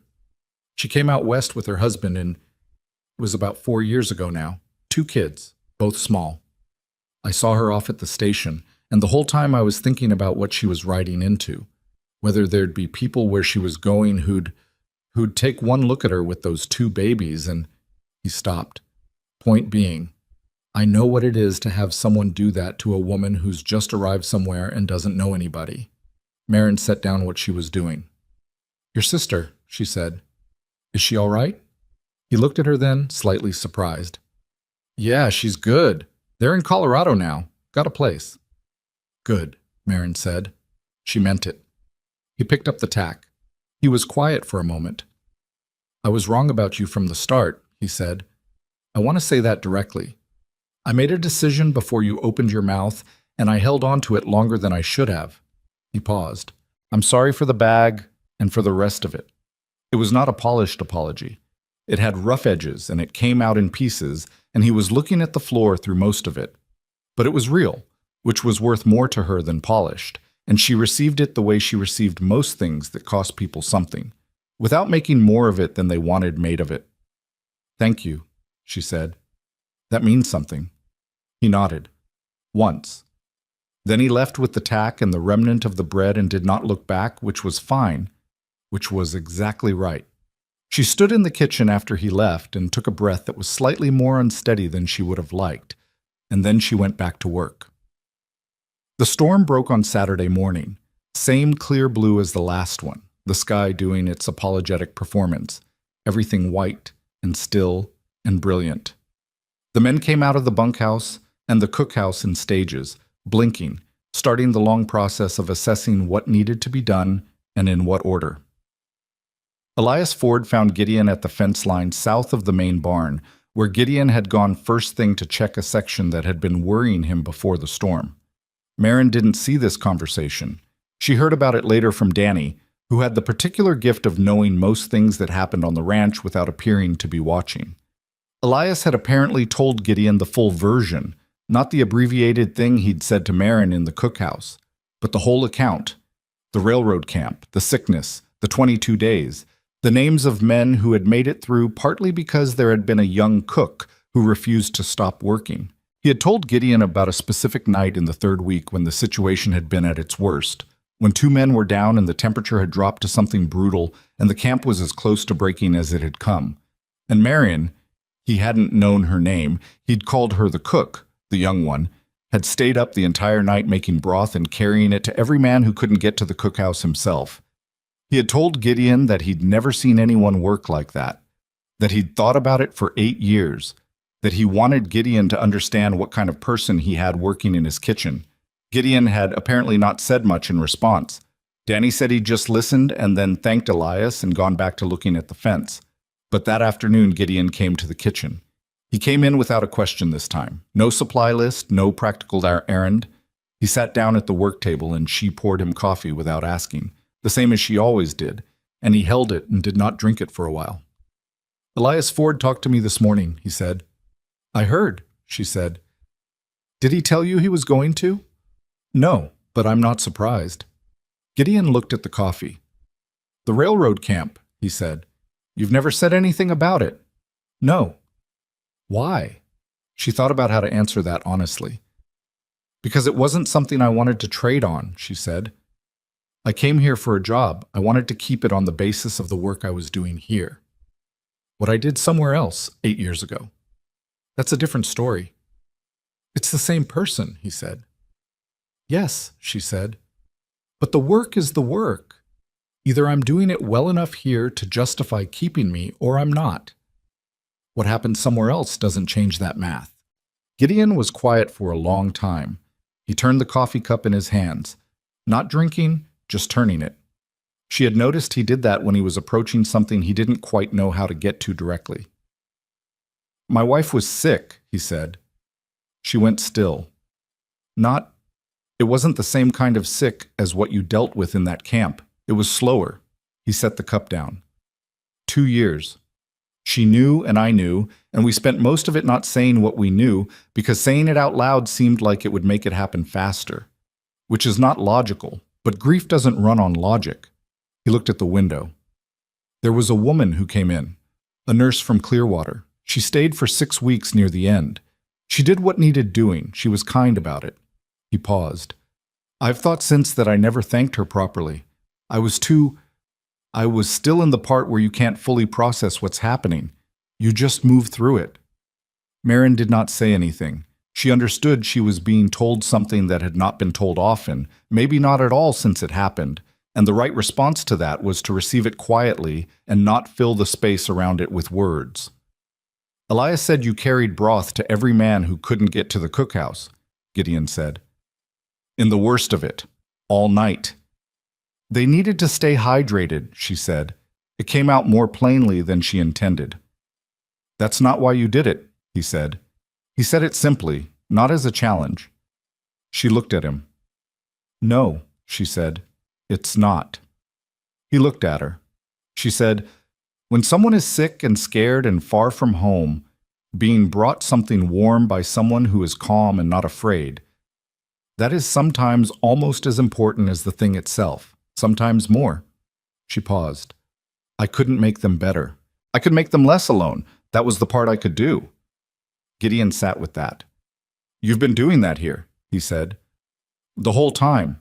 Not just the food. Making people less alone. He looked slightly uncomfortable with the phrase, as though he'd said something he hadn't meant to say that loudly. It's the same job, she said. He was quiet again. Then, I want to ask you something, and I want you to answer it honestly, even if the honest answer is something I don't want to hear. All right. Are you happy here? It was not the question she'd expected. She had been ready for something practical. Something about the Harrow outfit offer, or the supplies, or something to do with Lily and the schooling question she'd been putting off raising with him. She had not been ready for that particular question. She thought about it genuinely. Not what she should say, what was true. I'm not unhappy, she said, which is not the same thing as happy, and I know that. But I haven't. In a long time, I haven't had a place where I could see myself building something, just moving through, doing the work, and then moving on to the next place. She looked at the kitchen around her, the stove she'd repaired, the pantry door Danny had fixed, the inventory list that had become almost a kind of record of the ranch's winter. This feels different. I don't know what to do with that yet. Neither do I, Gideon said. But I think that means something. She looked at him. I think it means we're both standing at the same thing, he said, and neither of us knows what to call it yet. She could have said something there. She had the words, and she knew what they were. But she also knew that there is a time for words, and a time for letting things be what they are a little longer without naming them, because naming things too soon sometimes pins them into shapes they hadn't finished taking. More coffee? She said. He looked at her for a moment. That almost smile. Yeah, he said. Thank you. She poured it, and he stayed a little longer, and they talked about the fence line and the spring calving schedule, which was the real business of the ranch in the coming weeks. And when he left, he took the conversation with him, which was fine. It would find its way back. Things that mattered always did. The revelation about the railroad camp moved through the ranch the way things move through isolated communities, without a formal announcement but completely and quickly, the way water finds every crack. By Sunday noon, most of the men who had been on the East Range knew. By Sunday evening, the men who had been at the ranch the whole time knew. Marin could not have said exactly how she knew that they knew, but she could feel the shift in the cookhouse the way you feel a change in air pressure. Something fundamental had adjusted. It was not that they treated her differently in obvious ways. There were no speeches. Nobody said anything dramatic. But the quality of the room had changed, the same way a room changes when a question that has been sitting in it for a long time gets quietly answered. Amos, the young rider who had come in trail-worn from the East Range and whom Walt had taken under his wing at supper 2 nights before, appeared in the kitchen doorway on Sunday morning and asked if there was anything he could do. He said it in the way 19-year-olds say things they mean, but aren't entirely sure how to say. A little stiff, a little formal, the words not quite fitting the intention. "Can you peel potatoes?" Marin asked. "Yes, ma'am. There's a bucket by the pantry." He peeled potatoes for an hour and did not say much, which was fine. And when he left, he said thank you in the same stiff way, and she said you're welcome, and that was that. But he came back on Monday. And on Tuesday, he brought Pete Alcott with him, and the two of them peeled potatoes and washed dishes and did not get in her way. And she registered that these were young men who had heard a story about her and decided to respond to it not with words, but with showing up. Which was, she had always believed, the most honest possible response to anything. Walt noticed. Walt noticed everything, filtered it through 61 years of watching people, and arrived at observations that were almost always correct.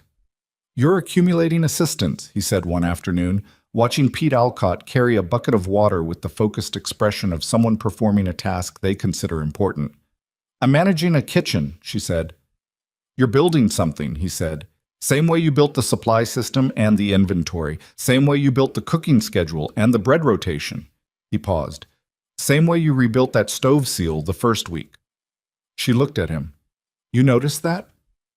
"Gideon noticed it first," Walt said. "He told me about it. Said a woman who showed up and fixed a problem nobody'd bothered to fix in 2 years before they even unpacked their bag was either someone worth keeping or someone running from something." He let that sit. He decided it was the former. "When did he decide that?" she asked. "About 48 hours in," Walt said. "He just wasn't saying it yet." She went back to the stove, and she thought about Gideon Cross deciding in the first 2 days that she was worth keeping, and then writing a letter to the employment agency 2 weeks later saying the placement was satisfactory, and said nothing about it because Walt was not telling her this to get a reaction from her. He was telling her because he was an old man who had watched a lot of people and liked it when things went the right direction and felt it was occasionally acceptable to give them a small push. The push landed. She was thinking about it that evening when Lily came in from outside with snow on her boots, and her cheeks so red they were almost purple, and announced that Amos had taught her how to whistle. "Can you?" Marin said. Lily demonstrated. It was not technically a whistle. It was an earnest movement of lips and a great deal of breath, and a sound that was somewhere in the vicinity of what Amos had intended. "That's good," Marin said seriously. "He says if I practice, I can do it through my fingers," Lily said, "like a real signal whistle, for calling horses." "You don't have a horse." "Not yet," Lily said. She said it with the particular calm confidence of a 6-year-old who has made a decision about the future and sees no particular obstacle. Marin looked at her daughter, at the snow melting off her boots and the absolute certainty in her face, and the way she'd said not yet the same way she said most things, as a statement of what was coming rather than what was wanted. "Wash your hands," Marin said. "Supper in 20 minutes. Lily washed her hands. She set the table without being asked, which she had started doing 2 weeks ago, working out which side the spoon went on by herself and getting it right. She folded the napkins into rough triangles because she'd seen Marin do it that way once and decided it was the proper method. When the men came in for supper and found the napkins folded into triangles, nobody commented on it. They just used them. That was the thing about Black Hollow Ranch that Marin had not expected and had come to understand slowly, over weeks. These men, who had laughed on the porch the day she arrived, who had expected her to fail, who had held their judgments in front of them like shields, these same men had a capacity for simple acceptance that she had not given them credit for. Once the ground shifted, they did not resist the shift. They just adapted the way working people adapt to things that work. She had seen Cole Mercer apologize, imperfectly and genuinely. She had seen Walt Haber attach himself to her daughter like a patient, permanent fixture. She had seen Danny Pruitt fix a floorboard and wash dishes and carry water because he had decided she was someone worth showing up for. She had seen 30 men eat a flat apple cake in a storm and feel grateful for it. She had underestimated them. Not as much as they'd underestimated her, but some. April came without ceremony. The snow was still there, because in Wyoming the snow is always still there in April, but the quality of the light changed. The days got longer in a way you felt before you could measure it. Something in the angle of the late afternoon light through the kitchen window that was different from what it had been in February, warmer in color, less like pewter, and more like brass. It was the kind of change that made you notice, even when you were busy, even when you were deliberately not thinking about things you weren't ready to think about. Marin noticed it on a Tuesday afternoon when she was standing at the kitchen window watching Lily and Walt at the south fence, the same spot they'd been meeting for 2 months now. Lily was telling Walt something long and complicated, using her hands the way she did when a story had geography, and Walt was listening with his head tilted slightly, the way he always listened. She watched them for longer than she'd intended. She was still watching when she heard footsteps on the porch, different from Danny's, different from Cole's, different from the quick, purposeful stride of any of the ranch hands. Gideon had a particular weight to his step that she had learned the same way she'd learned all of it, without meaning to, just by paying attention over a long time. He came to the kitchen doorway. "There's a man coming from the Ridgeline outfit," he said. "Supposed to arrive tomorrow. He's looking to hire experienced ranch cooks. He's building a new crew, and he's been asking around." She turned from the window. "I know," she said. He looked at her. "You know." "Danny told me last week. He felt bad about telling me, but he thought I should know." Gideon let out a breath that was almost a laugh. "Danny needs to—" "He's loyal," she said. "He was being loyal to me. I'm not going to hold it against him." Gideon came into the kitchen and stood at the work table, not sitting, just standing with his hands on the surface and looking at her with the expression she'd come to recognize as the one he wore when he was finally getting to the thing he'd been working toward for a while. "I don't want you to go talk to him," he said. "I wasn't going to," she said. "I know, but I wanted to say it." He paused. "I wanted to say it directly for once, instead of assuming you knew what I meant." She looked at him.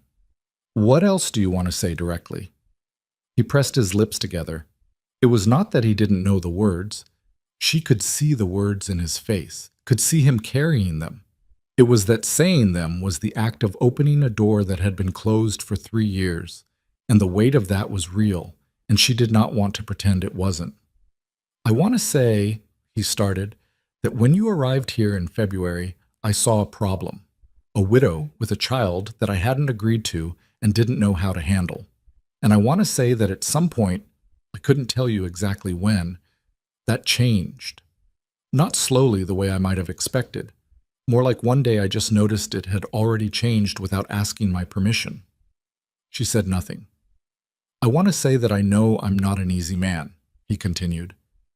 "I know I don't talk enough, and I work too much, and I put myself in the barn when I should probably be somewhere else. I know those things about myself. I don't think I'm going to be fundamentally different than that." "I'm not asking you to be," she said quietly. "I know," he said. "That's part of it. That's part of what I'm trying to say." He looked at her. "You've never once asked me to be different. You just worked around the parts of me that weren't ideal and kept going. I've noticed that." "I've worked around a lot of things," she said. "It's not a particular skill. It's just what you do when the rest of it is worth it." Something moved in his face at that. "Is it?" he said. "Worth it?" She looked at him for a long moment. At the man who had almost smiled at her for 2 months, who had stood in doorways and asked practical questions and burned a letter in a stove and told her about his wife with the careful difficulty of someone handling something they weren't sure they were allowed to touch yet. "Yes," she said. "It is." Gideon exhaled. She hadn't realized until that moment how much he'd been holding that question and the answer to it, and what the answer might cost him either way. He moved from the work table to where she was standing, which was not far. The kitchen was not big. And he stopped close enough that this was clearly intentional, clearly a choice he was making with the full awareness of what it meant. He reached out and took her hand, not dramatically, just picked it up from where it was resting against the stove and held it in both of his, which were rough from 38 years of outdoor work and warm despite the cold he'd just come in from. "I'm asking you to stay," he said. "Not as the cook. As—" He stopped, started again. I want to do this right. I want to say it right. You don't have to say it perfectly, she said. I want to, he said. There was something almost stubborn in it, the way a man is stubborn when he's decided something matters enough to do it properly. She waited. I want you and Lily to stay, he said. I want you here, not as an employee, not as someone I can lose to the Ridgeline outfit or the Harrow outfit or anyone else who offers better quarters. I want us to build this place together. He paused. If that's something you want, if that's something you can... I know it's soon. I know I'm not always... Gideon, she said. He stopped. It's not too soon, she said. It's been a whole winter, a whole Wyoming winter. That's not nothing. He looked at her. No, he said. It's not. She thought about Lily whistling on the kitchen bench, about Walt at the fence, about the mountains that watched to see what you'd do. She thought about carrying broth through a frozen camp because it was the only thing she could do, and about a letter burning in a stove, and about 30 men eating a flat cake in a storm and feeling grateful. She thought about what it meant to build something as opposed to just occupying a place. Yes, she said. We'll stay. His hands tightened slightly around hers. Not dramatically, just present, real and present and warm. Outside, through the kitchen window, Lily had apparently successfully produced a whistle, because she could hear the sound of it, thin and wavering and triumphant, carrying across the cold April air from the south fence, where Walt Haber was undoubtedly standing with the expression of a man trying not to look too pleased with himself. Lily's whistle hung in the April air for about 3 seconds before dissolving into the wind, but those 3 seconds were enough. Walt Haber's face, visible through the kitchen window, did exactly what Marin had predicted. The careful blankness of a man trying not to look too proud of something that had nothing to do with him professionally. She turned away from the window. Gideon was still holding her hand. He seemed to have noticed this at the same moment she looked back, and he released it with the slight self-consciousness of a man who had not planned to hold someone's hand in a kitchen for that long and wasn't entirely sure of the protocol for ending it gracefully. I should, he started. There's fence line, she said. Yes. And the Ridgeline man comes tomorrow. I'll handle that, he said. I know you will. He looked at her for a moment more. Then he left, and she listened to his boots on the porch and across the yard, and she turned back to the stove and stood there with her hands resting on the warming rail, not doing anything for about 30 seconds, which was twice her usual allotment. Then she started making supper. The Ridgeline man came the next morning, as promised. His name was Barrett Holt, and he was the kind of man who announced himself with his posture before he said a word. Broad shoulders squared deliberately, hat worn at an angle that suggested he'd thought about it. He had a pleasant face and the specific ease of someone who had made a lot of offers to a lot of people and expected them to say yes. Marin saw him ride in from the kitchen window. She watched him tie his horse at the post and straighten his coat and look at the property the way men look at properties when they're deciding what they think of it. She went back to her bread. Gideon met him outside. She could not hear the conversation, but she could see it through the window in pieces. The handshake, the gesturing toward the main barn, and then back toward the house. The particular posture of two men conducting business they both understand the shape of. Barrett Holt talked more than Gideon, which did not surprise her. After about 15 minutes, Gideon pointed toward the cookhouse, and Marin understood she was about to have a visitor. She was pulling the first loaves from the oven when Barrett Holt appeared in the kitchen doorway. He looked at the bread. At the kitchen, which was clean and organized in the specific way that a working kitchen is clean and organized, not showpiece clean, but functional clean, everything in a place that made sense, nothing wasted. He looked at the inventory list she kept pinned to the pantry. He looked at her. Mrs. Whitmore, he said. He had been told her name. I'm Barrett Holt from the Ridgeline Ranch over near Cody. I expect you know why I'm here. I do, she said. She set the bread on the cooling rack and turned to face him properly, because this deserved her full attention even if her answer did not require much thought. I'll be direct, he said. I'm building a crew for a new operation, bigger than what you've got here. 35 men at full roster, possibly 40 come summer. I need a head cook with real experience managing large-scale ranch feeding, supply logistics, the whole operation. The pay is 40% more than what you're receiving here." He paused. "I've asked around. People speak very well of your work." "Thank you," she said. "I'd want you to start in May." She looked at him. He was not a bad man. She could tell that. He was efficient and direct, and he had taken the time to find out who she was before he came, which spoke to a certain thoroughness she respected. Under different circumstances, in a different winter, she would have been interested in what he was offering. "Mr. Holt," she said, "I'm grateful for the offer. I mean that genuinely. But I'm not available." He paused. He had clearly expected some negotiation. "The pay—" "It's not the pay," she said. "The quarters? I can tell you the facilities at Ridgeline are—" "Mr. Holt," she said it kindly but clearly, the way you say things when you want them to land without landing hard. "I'm not leaving Black Hollow. I've decided to stay. That decision isn't about the terms." He studied her for a moment. Then something in his posture relaxed slightly. The particular relaxation of a man who has been in enough negotiations to know when one is genuinely over. "Cross is a lucky man," he said. "He's worked for what he has," she said. Barrett Holt almost smiled. "Fair enough." He looked around the kitchen one more time, at the bread, at the lists, at the organized pantry. "If you ever change your mind, the offer stands for 60 days. "I won't change my mind," she said, "but thank you." He tipped his hat and left. She heard him and Gideon exchange a few words outside, brief, businesslike, and then the sound of a horse leaving the yard. Gideon appeared in the doorway about 2 minutes later. He looked at her. "He came to see you," he said.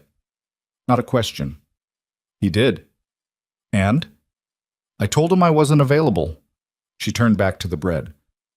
"I told him I'd decided to stay." A pause. "You told him you'd decided." "It seemed cleaner than explaining," she said. He was quiet for a moment.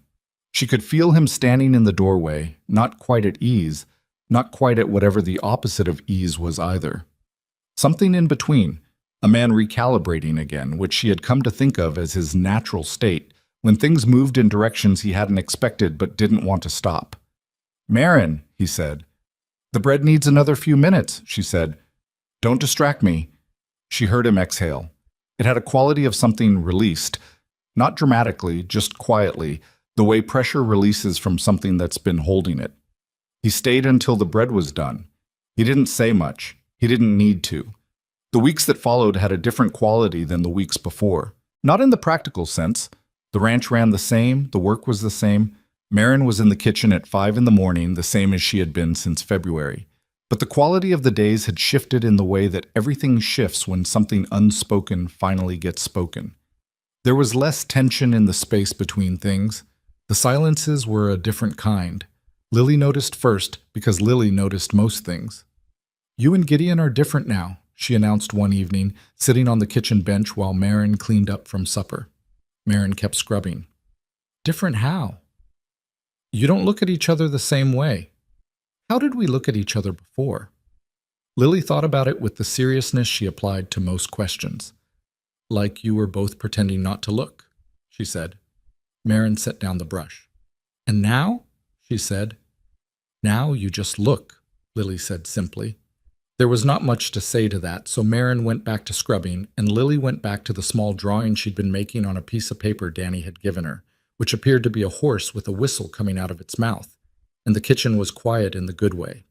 The conversation about what came next happened on a Sunday, which was the one day Marin allowed herself to make breakfast a little later and supper a little simpler, not because anyone had asked, but because she had decided that a crew that worked 7 days a week deserved at least one day with a slightly different shape.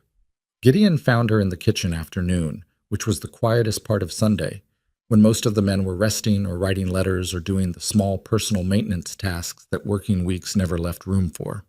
He sat at the work table. She poured coffee. This had become so automatic between them that neither of them acknowledged it happening. "I want to ask you something," he said. "You've been working up to it since Thursday," she said. "I wondered when you'd get there." He looked at her. Is it that obvious? Only to me, she said, and possibly Walt. He pressed his thumbnail against the edge of the table, the thinking gesture she'd catalogued months ago. I want us to make this formal, he said. Legal. I want to marry you, Marin. I want Lily to have a proper home here, with a name attached to it that means she belongs here. And I want you to have... He stopped. Tried again. I want you to have what you've built here, in your name, not as an employee, and not as someone staying because they have nowhere else to go. She looked at him. I know I'm not delivering this the way a man is supposed to deliver this sort of thing, he said. How is a man supposed to deliver it? She asked. I don't know. Better than this. I disagree, she said. He waited. You said what you meant, she said. That's better than most. He looked at her directly. Will you? She thought about the woman who had stepped off a stagecoach in February with a patched travel bag and a 6-year-old daughter and $40 and a letter from an employment agency, and about the men on that porch, and about the bag in the snow, and about standing in a neglected kitchen at noon on a freezing day and making herself think only about the next practical thing because the next practical thing was survivable. She thought about broth carried through a frozen camp at 3 a.m, about a letter burning in a firebox, about Lily's boots lined up by a cot in a storage room that had become, against all reasonable expectation, a place they wanted to be. Yes, she said, but I need you to understand something first. Tell me. I'm not going to become someone different, she said. I'm not going to stop having opinions about the supply order or the cruise meals or the things on this ranch that I think could be done better. I'm not going to ask your permission before I fix what needs fixing. I'm not going to make myself smaller because the arrangement changed. I know that, he said. You know it now. I'm asking you to still know it in 3 years. He held her gaze. I'd be disappointed if you changed, he said. This ranch runs better because of how you are. I run better because of how you are. She took a breath. Then yes, she said. I will. He reached across the table and took her hand again, same as he had the first time. Just picked it up and held it in both of his, which were still rough and still warm. He was not going to be a man who changed that much. He was going to be exactly who he'd been, with all the edges and the silence and the almost smiles, and she had decided weeks ago that this was not a problem to solve, but a person to know. She squeezed his hand once and then went back to her coffee, and he sat with her for a long time without needing to fill the air with anything else. They married in May, on the first warm Saturday the month produced, which in Wyoming is never as warm as the word suggests, but was warm enough. Walt Haber stood up for Gideon. Lily stood up for Marin, which Lily had negotiated for herself with a calm that suggested she'd decided this was her right, several weeks before anyone had thought to discuss it.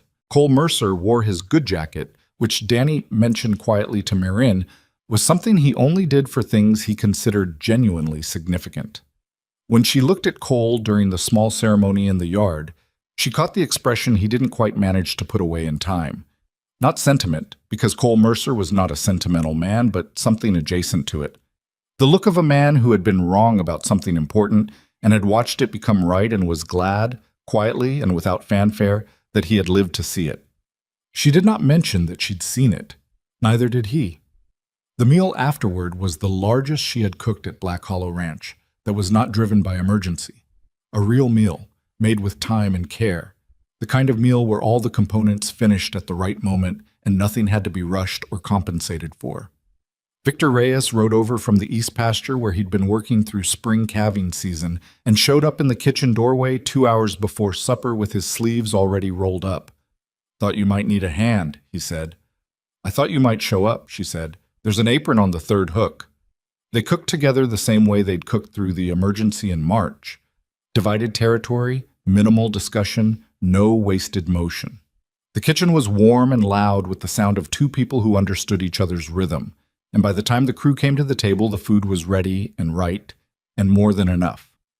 Elias Ford ate 3 servings and said it was the best meal he'd had in 20 years, which was either true or very kind. and she decided it didn't matter which because both meant something. Danny Pruitt, sitting near the middle of the table in his usual seat, looked up when she came out with the dessert and said, to nobody specifically, she made a real cake. And she had. Not a flat emergency cake in a storm, not a rough approximation made from saved-up ingredients and limited time. A real cake, made with butter she'd been setting aside for a month and eggs. From the chickens she'd been properly managing since February. And good sugar and thyme. It was not a complicated cake. It was not the most beautiful cake anyone had ever seen. But it was done right, with all the care she had. And when she set it on the table, the room went briefly quiet in the specific way that a room goes quiet when something simple is exactly what it should be.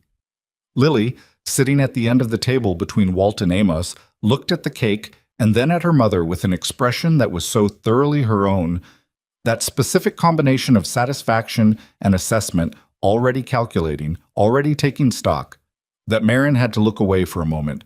She looked like her father in that moment, just briefly, in the eyes. Marin set down the serving knife and breathed through it, and the moment passed, and she picked the knife back up. Some losses do not resolve. Some losses just become part of the structure of you, load-bearing in ways you don't always see.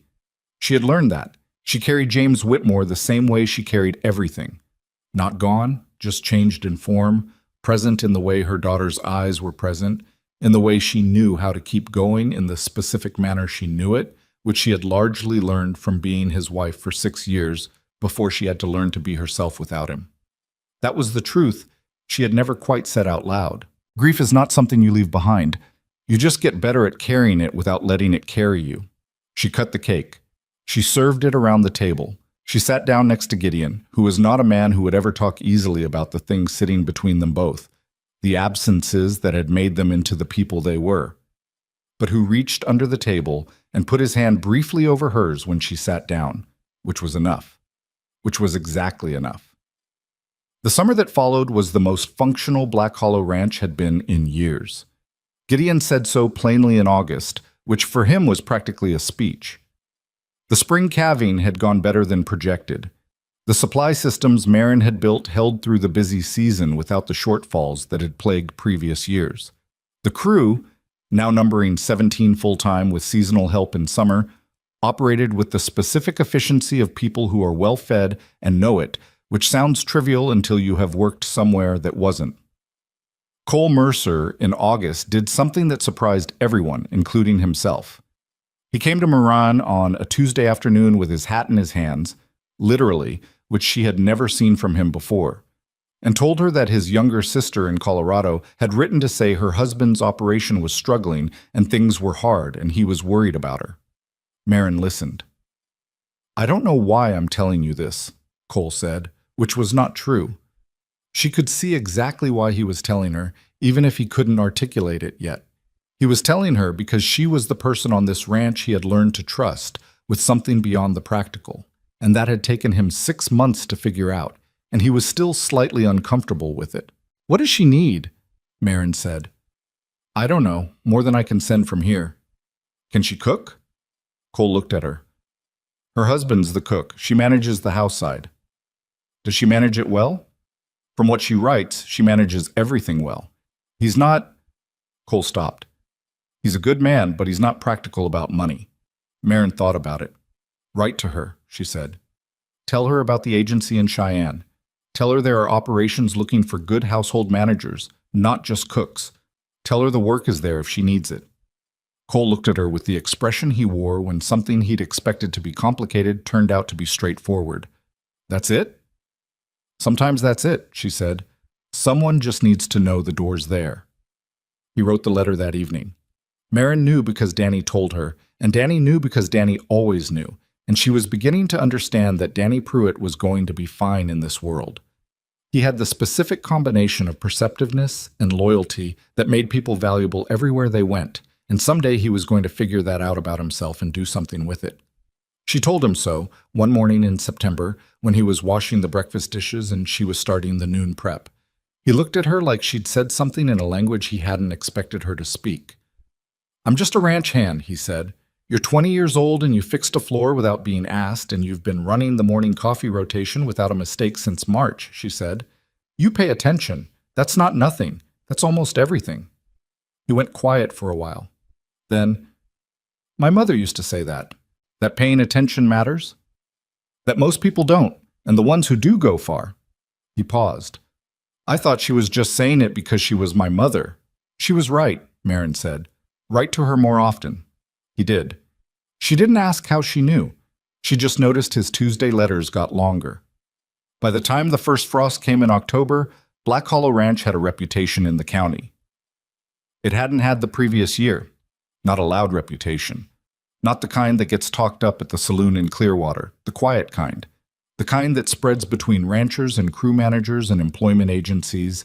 The kind that means when you're looking for work, you put Black Hollow on your list, and when you're looking to hire, you call there first because their people don't leave. Gideon understood exactly why this had happened. He said so one evening in October, standing in the kitchen doorway while Marin was making the week's bread. He'd gotten better about doorways slightly. He still leaned, but the weight was more often forward than back. You know what changed, he said. It wasn't a question. The food, she said, not just the food. I know, she said. She'd said it that way on purpose. You know what I mean, he said. Yes, she said. I know what you mean. What she knew he meant was this. The thing that had changed at Black Hollow Ranch was not a supply system or a stove repair or a more efficient coffee rotation. Those were real, and they mattered. But the thing underneath all of them, the thing that made men stay and work hard and write longer letters to their mothers and learn to whistle with their fingers and sit down next to a 17-year-old from the trail and talk to him without being asked, was something less definable and more essential. It was the question of whether anyone on the property was thinking about them, whether the place they lived and worked held them in any kind of account. She had always believed that this was what feeding people was for, not calories, not sustenance in the bare technical sense, but the daily, repeated act of someone deciding that you were worth preparing for. Someone getting up before sunrise because you needed coffee before you went out into the cold. Someone knowing you had a bad tooth and making the biscuits softer. Someone stretching the supply list so it covered you, even when covering you required work they didn't have to do. That was what a kitchen was. That was what it had always been, in every difficult place she had ever worked. Not just food, evidence. Evidence that someone considered you. She had been building that evidence at Black Hollow Ranch since February, one meal at a time, and the ranch had become the kind of place it was because of it, and she did not say any of this to Gideon because he already knew it. He had known it since the stove seal, probably. He was not an unperceptive man. He had just needed someone to make it visible. In November, 1 year, almost to the week, after she'd stepped off the stagecoach with a patched bag and a 6-year-old and $40 and a letter, Lily got her horse. It was not a dramatic horse. It was a small bay mare, 7 years old, steady as anything, with a white mark on her nose that Lily decided immediately was shaped like a fish, and therefore the horse's name was Fish, which nobody on the ranch felt they had grounds to argue with. Walt had found the horse. Of course Walt had found the horse.